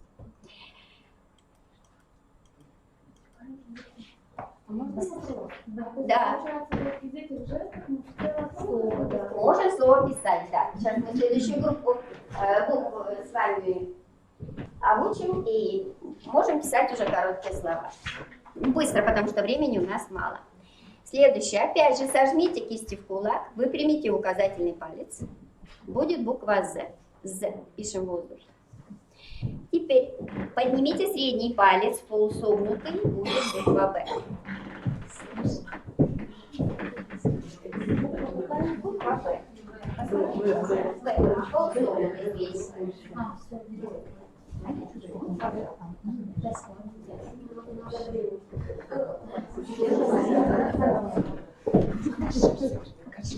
Буква Б. Да, можете там показывать. Следующее, выпрямите пальцы, два пальца, будет буква К, немножко вперед, да, быстрее, буква К. Пишем в воздухе верхнюю букву Д, тоже двумя пальцами, буква Д, Д, да. Выпрямили два пальца, немножко хвостик вниз, буква Ц. Палец средний на указательный, буква Я.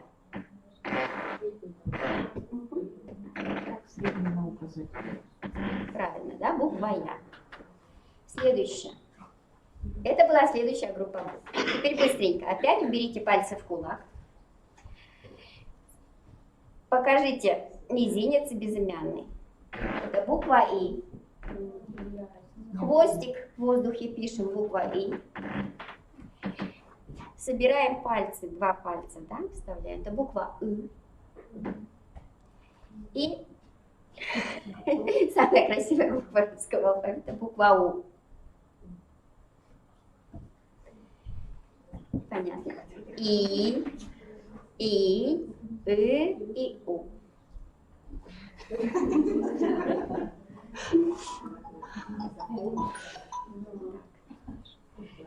Поскольку мы с вами познакомились уже с достаточным количеством букв, теперь можно написать и слова. Да? Не успеем. Ну ладно, быстро теперь. Хорошо, не буду тогда. Понятно, да? Следующее, опять же, легкое упражнение. Пальчики соединяем. Теперь большой палец и мизинец. Буква М. Соединили пальцы, буква Т. Два пальца развели, буква Л. Согните средний палец, буква Г. Понятно, да? То есть отдельные буквы. Из этих отдельных букв можно составить слова, а из слов составить предложение. Понятно. Дактильная азбука.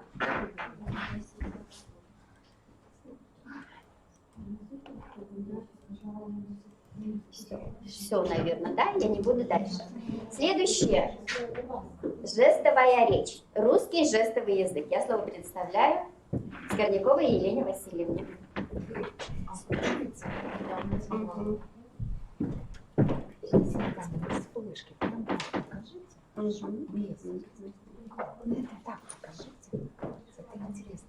Нет, она там чуть-чуть. Быстро. Пока посмотрите алфавит, да? Сейчас мы быстренько расскажем про русский жестовый язык.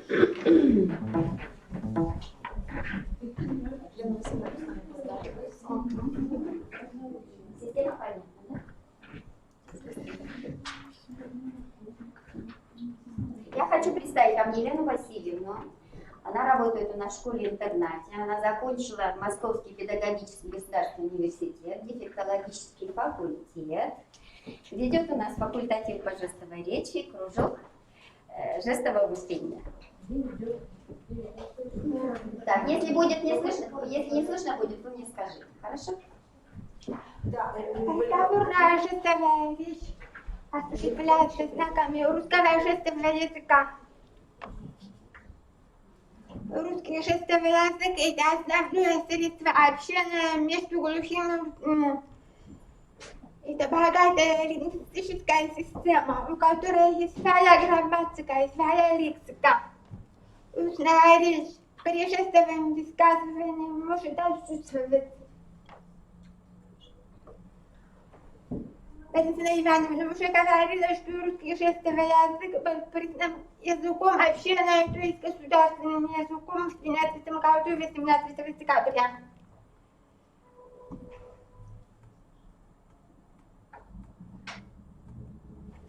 Сейчас я вам покажу небольшую практическую часть. Слава приветствия. Давайте встретимся повышенно. Здравствуйте. Здравствуйте. Здравствуйте. Привет. Доброе утро. Добрый день. Добрый вечер. Доброго здоровья. Очень рада вас видеть. Салют. С легким паром. С легким паром. Слова прощания. До свидания. Пока. Счастливого пути. Всего хорошего. Всего доброго. Слова благодарности. Спасибо. Нужно сказать спасибо. Большое спасибо. Благодарю вас. Слова извинения. Жениться. Я виновата. Мне очень жаль. Вчера просьба. Будь добрый. Пожалуйста. Пожалуйста, помолиться. Что давай? Чуть-чуть. Я общие слова, а потом, наверное, то, что вас интересует, да? Мы покажем. Имя. Как зовут? Фамилия. Отчество. Имя, фамилия, отчество. Меня зовут Елена Васильевна. Елена Васильевна. Елена Васильевна. Профессия. Профессия. Дом. Работа. Еда. Жить. Купить. Купить. Болеть. Болеть.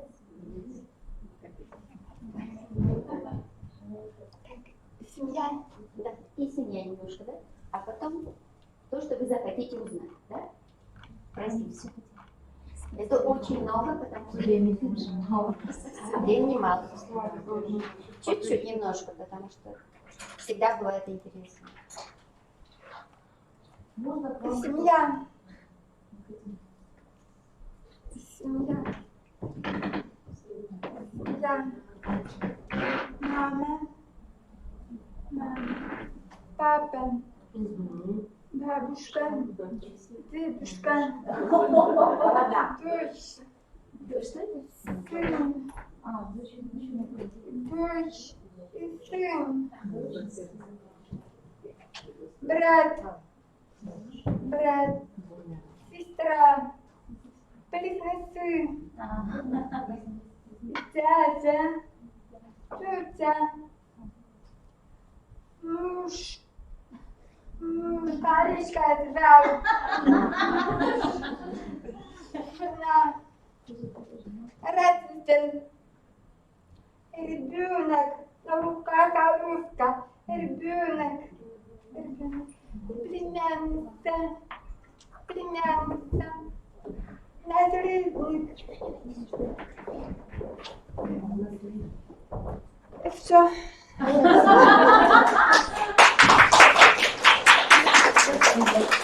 Если есть вопросы, если вы хотите узнать определенный какой-то, пожалуйста. Скажите, здравствуйте, пусть вас сфотографируют. Здравствуйте. Пару слов еще. Что хотите услышать? Курсы у нас, девочки, да, я потом уже последний скажу, у нас будет, сейчас уже началась серия вебинаров, которые называются «Давайте познакомимся», и в ней как бы у нас достаточно много предусмотрено работы, в том числе обучающие семинары по жестовому языку тоже будут. Поэтому отслеживайте, смотрите, приглашаем всех, это бесплатно. Вы, наверное, уже знаете, что есть особый жанр сценического искусства, связанный с жестовой речью, это жестовая пена. Мы сейчас с вами попробуем на жестах выучить небольшую песню «Солнечный круг». Так, давайте все вместе.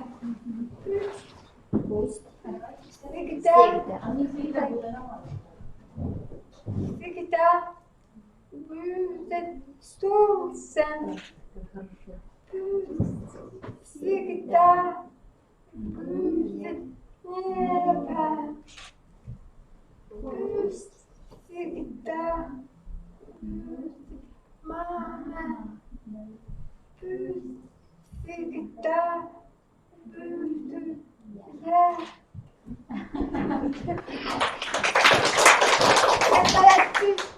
Сейчас мы покажем вам Концертный номер. номер жестового пения, который исполняют обучающиеся в нашей школе.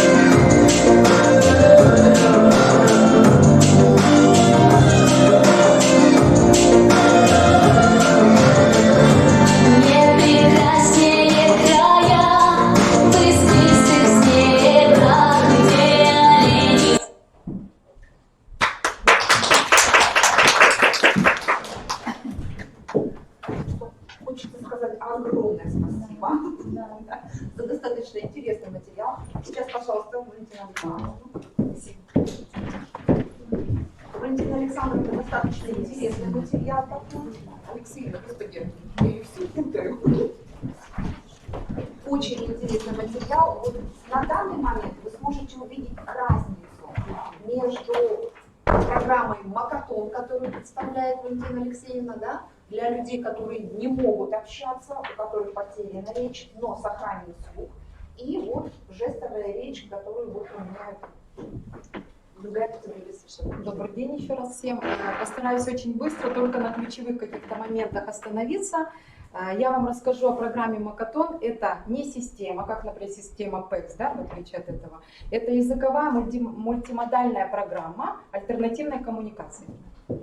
Мне хотелось, вот, когда у нас Елена Николаевна выступала, сразу перевести вот эту песню про обезьянки на Макатон. Только у нас, если дети с ментальной инвалидностью, они, как правило, скажем, не экзотические животные, да, мы используем, а обычные, потому что у нас базовый основной словарь.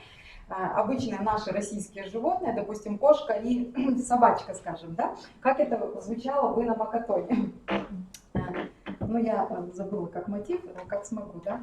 Кошка и собачка вышли погулять. Кошка и собачка стали танцевать.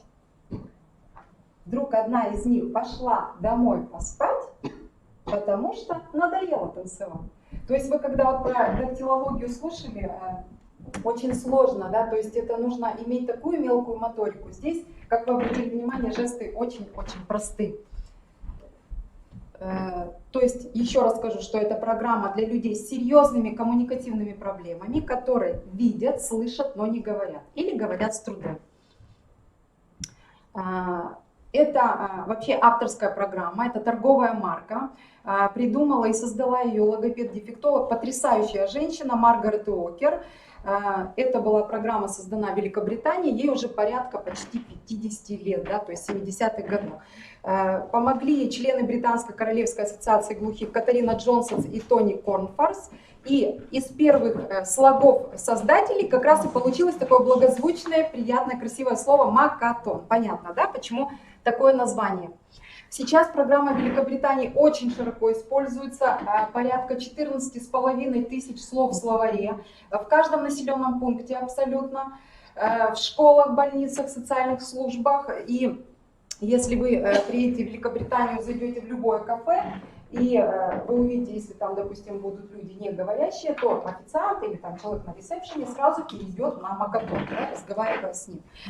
Эта программа адаптирована, то есть британский макатон и русский макатон — это совершенно разные вещи. Поэтому я сразу вам как бы рекомендую не смотреть англоязычные сайты, если вы ведете, допустим, макатон латинскими буквами, и у вас выйдет много различных видео, каких-то сюжетов, это совершенно разные вещи, потому что все жесты очень сильно отличаются.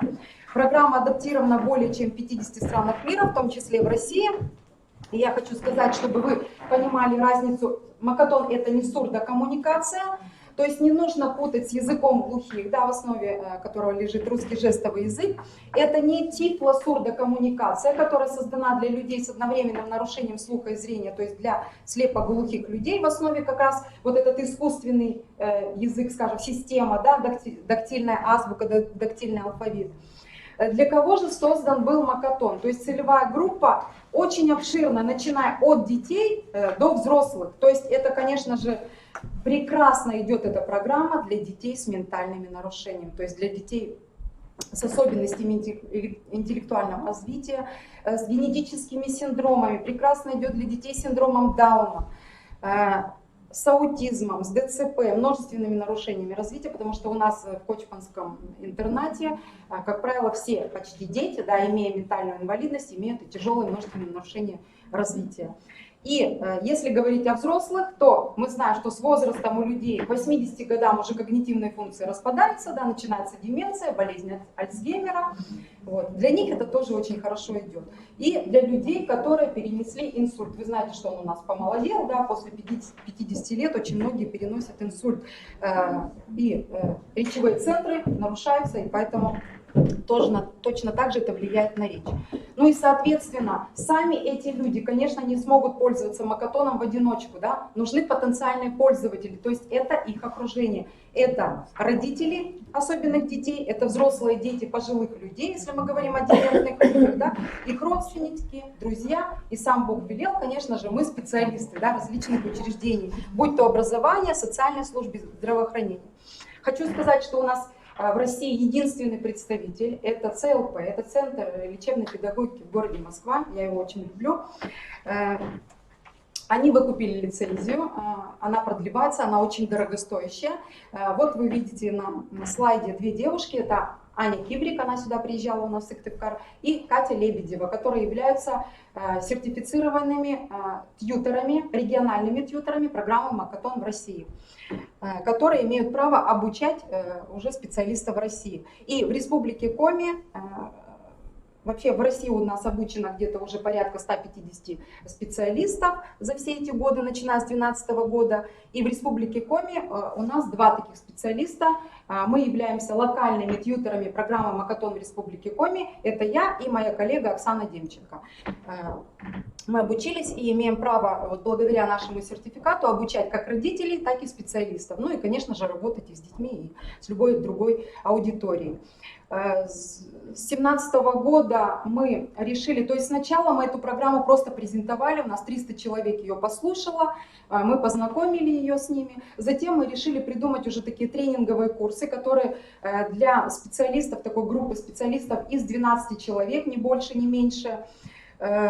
И у нас с 2017 года прошли обучение более 100 человек с выдачей даже сертификатов, да, который позволяет работать с детьми, работать с родителями, то есть каким-то образом внедрять эту программу. Почему эта программа мультимодальная? То есть это многоуровневая программа, которая соединяет в себе, в отличие от РЖЯ, например, да, обязательно звучащую речь. То есть я демонстрирую жест, и я тут же его проговариваю. Это очень большое имеет значение. Почему? Потому что ученые уже давно доказали, что в головном мозге у нас центры, один и тот же центр отвечает и за жестовую речь, и за обычную вербальную речь. И когда ребенок не говорит, но он пользуется жестом, то это запускает таким образом речевые механизмы, что у нас вот после таких вот занятий, когда мы с родителями провели эти тренинги, родители через неделю занятий, демонстрируя это на своих детях, добились просто потрясающих результатов. Дети, которые не говорили 8-10 лет, они стали выдавать первые слова. Это было просто для нас настолько шокирующе, что мы сами даже не подозревали, вот, что такие результаты может быть. Что она еще соединяет в себе? То есть это речь, да? Мультимодальность в чем? Это жесты, это символы, потому что вы знаете, если мы говорим о детях с аутизмом, они, как правило, не смотрят, да, на собеседника, они смотрят куда-то в сторону, они не увидят жест, но они могут пользоваться другой модальностью, это символы, да, у нас целый словарь символов есть. Можно также эти символы использовать по системе PECS, например. Это мимика, это выражение лица, это движение тела, то есть пространственное такое положение. Вот. Ну и сейчас мы с вами вместе попробуем несколько жестов буквально показать, да, каким образом Макатон соединяет в себе, допустим, интонацию, мимику, выражение лица. Очень много жестов вы узнаете, да, потому что они взяты из национального жестового языка, такое просто вот, не знаю, ассорти, да, я скажу еще об этом. Пожалуйста.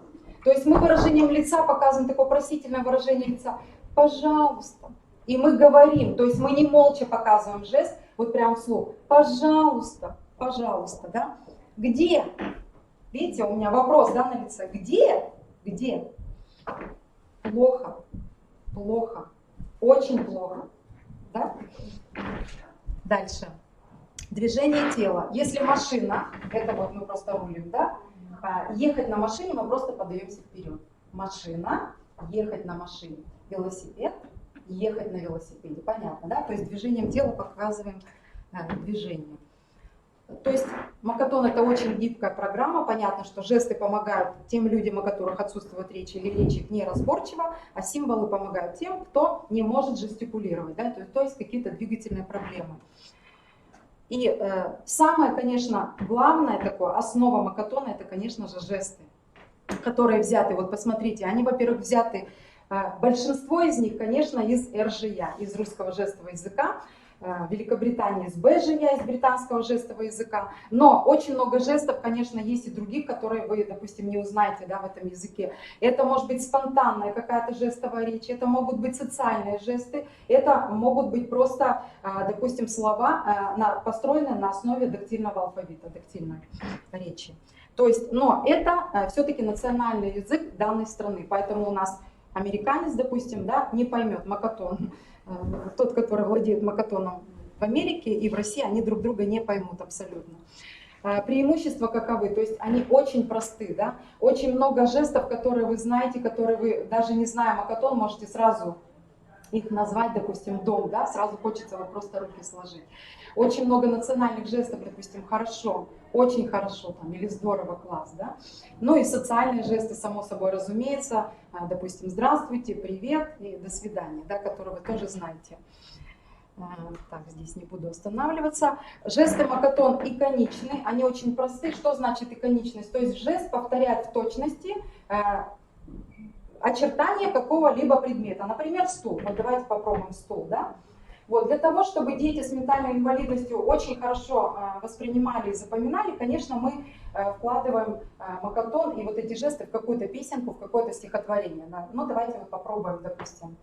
Вот это стул, на нем сидят. Вот это стол, за ним едят. Вот стул и стол, наверное, не похожи, да? Да? Но едят похоже, да, и сидят тоже из РЖЯ, да. Видите, ну немножко разница есть, да?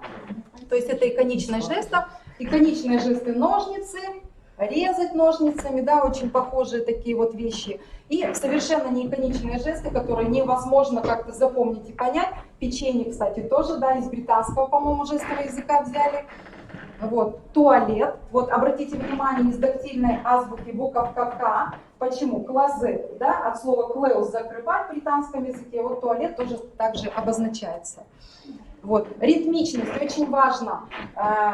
Хорошо запоминается макатон, потому что количество слогов в слове соответствует жесту. Вот смотрите, например, колбаса. Колбаса. 3 слога, да? И пока мы проговариваем это слово, мы и показываем. Колбаса. Точно так же сосиски.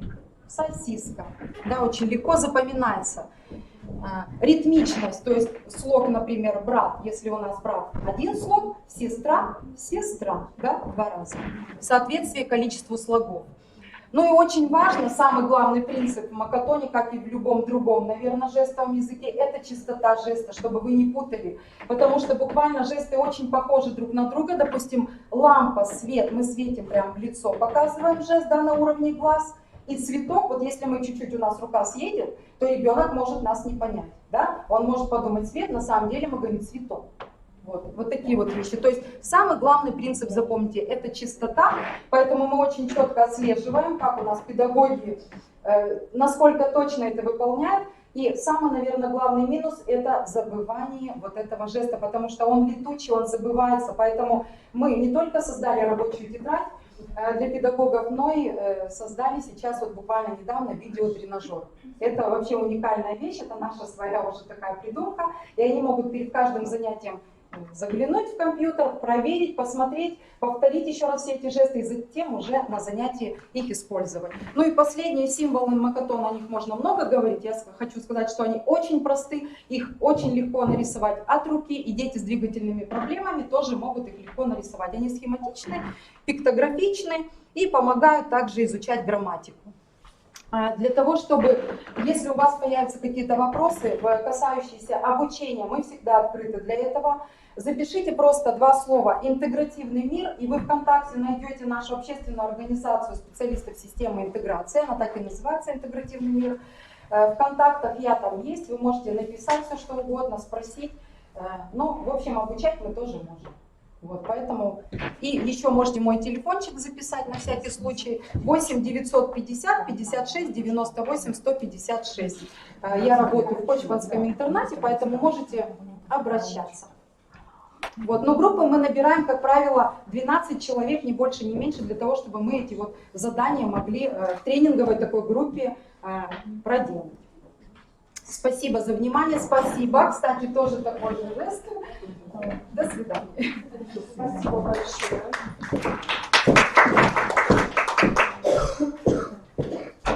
Мы приглашаем Каратаеву Оксану Валерьевну, нашу гостью из Воркуты, гимназии номер 1. У нас еще есть чуть-чуть обменяться опытом.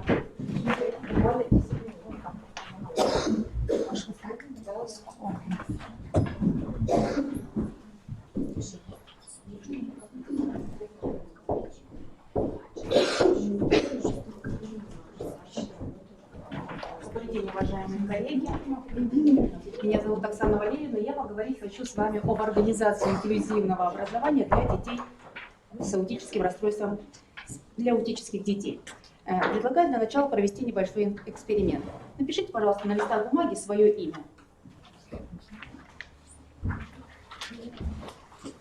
Справились с этой задачей?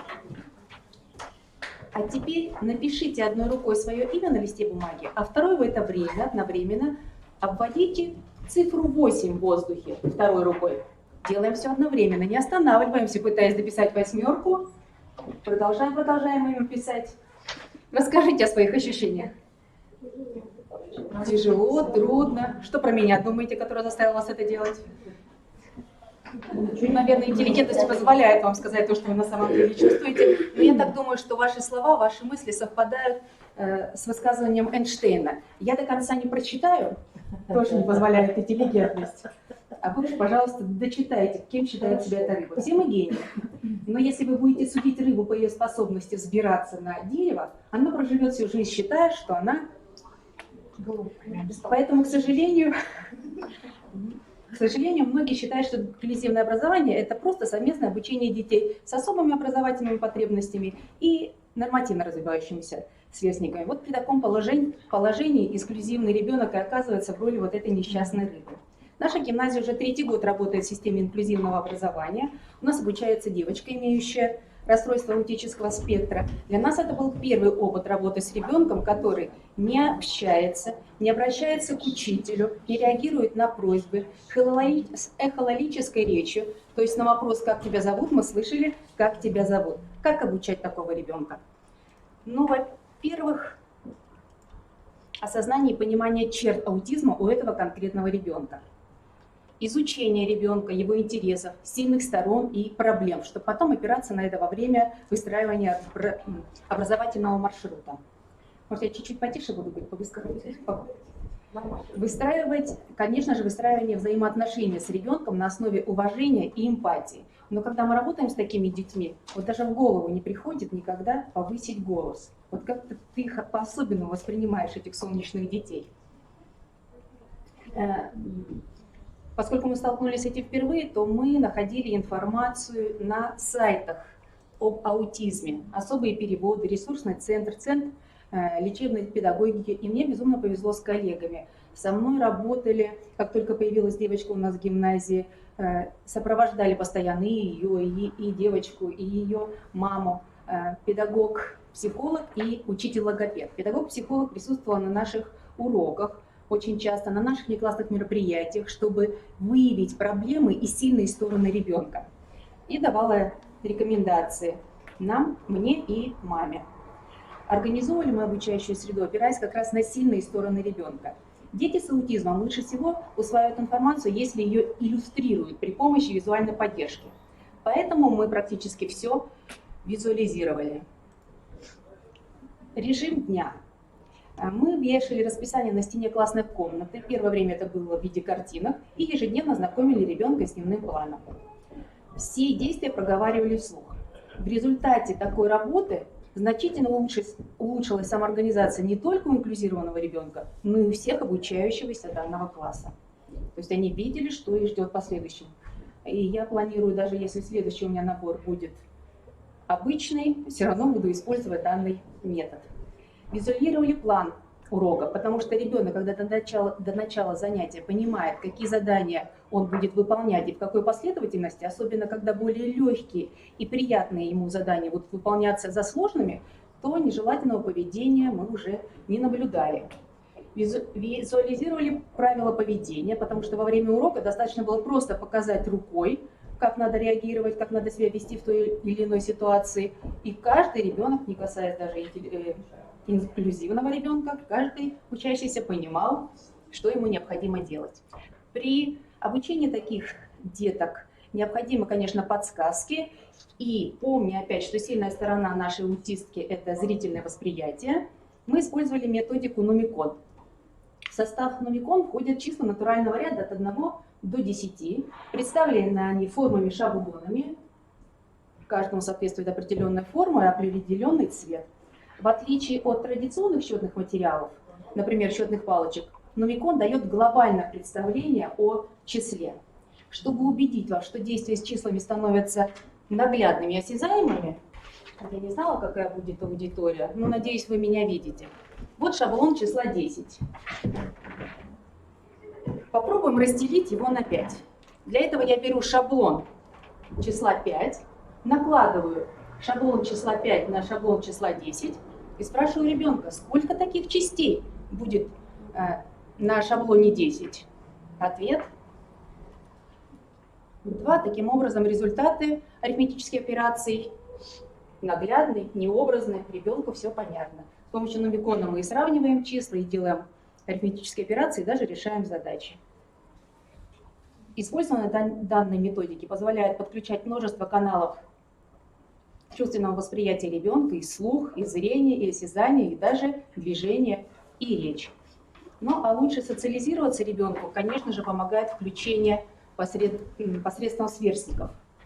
Присутствие типично развивающихся детей в качестве модели для подражания помогало девочке быть более успешной в усвоении школьной программы. Через других детей она легче воспринимала учебную информацию, следуя за ними, выполняла требования учителя. Инклюзия действительно способствовала расширению жизненного опыта и лучшей социализации. Это отмечают и мама, и специалисты по МПК.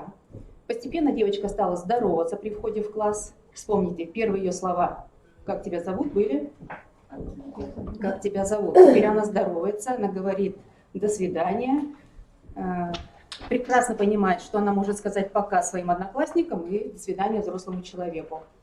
Сейчас она уже обращается к учителю самостоятельно по потребности, выработался стереотип определенного поведения, и общение с одноклассниками стало более уверенным. Она уже высказывает даже свои пожелания, может сказать, с кем она хотела бы сидеть за одной партой. Ну и в заключение хочется сказать, что главная задача в процессе адаптации такого ребенка – быть терпеливым, соблюдать постепенность. Все будет. Ну а специальные задания, медикаментозное лечение дают очень хорошие результаты. Мы знаем, что некоторые дети, которым был в свое время поставлен диагноз аутизм, сумели социализироваться и стать успешными детьми. Надеемся, наша Саша будет такой же. И, кстати, почти 45% ведущих программистов Microsoft – аутисты. Спасибо большое. Спасибо.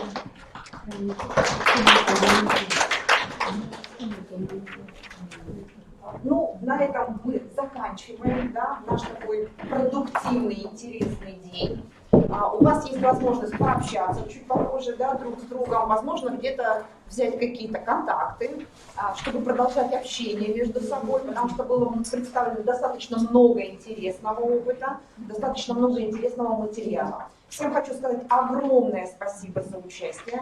По итогам нашего мероприятия будут всем разосланы электронные сертификаты, но не прям сразу, не завтра, не послезавтра, да. А поэтому, кто не оставил адрес электронный, большая просьба подойти к Ирине Дмитриевне, оставить, чтобы мы могли это сделать, да. А те, кто выступали, оставляем. Еще про выступление. То есть у нас конференция проходит в двух формах, это очная и заочная, да, то есть кто созрел для публикации, да, может быть, проанализировали свои результаты своей педагогической деятельности, да, присылайте на Центр сопровождения специального инклюзивного образования свои статьи. Да, потому что по итогам вот нашего мероприятия у нас планируется сборника, он будет как и в бумажном, так и в электронном варианте. Я рекомендую все-таки побыстрее это сделать к 15 числу, чтобы мы все собрали, отредактировали и отдали уже в наше отдел. Ну, тоже не быстро это произойдет, это, ну, думаю, в сентябре, так что не получится. Пожалуйста, пару слов нашему министерству, сопровождающих наших, помогающих нам в работе людей. Да, я бы хотела поблагодарить вас, конечно, за выступление и всех присутствующих здесь, потому что одно дело мы, наша теория, госпрограмма, а другое дело вы, люди, которые действительно на практике занимаются с детьми, ищут подход к каждому ребенку, к уникальному ребенку, что гораздо, мне кажется, еще даже сложнее, чем заниматься с обыкновенным ребенком или даже с целым классом.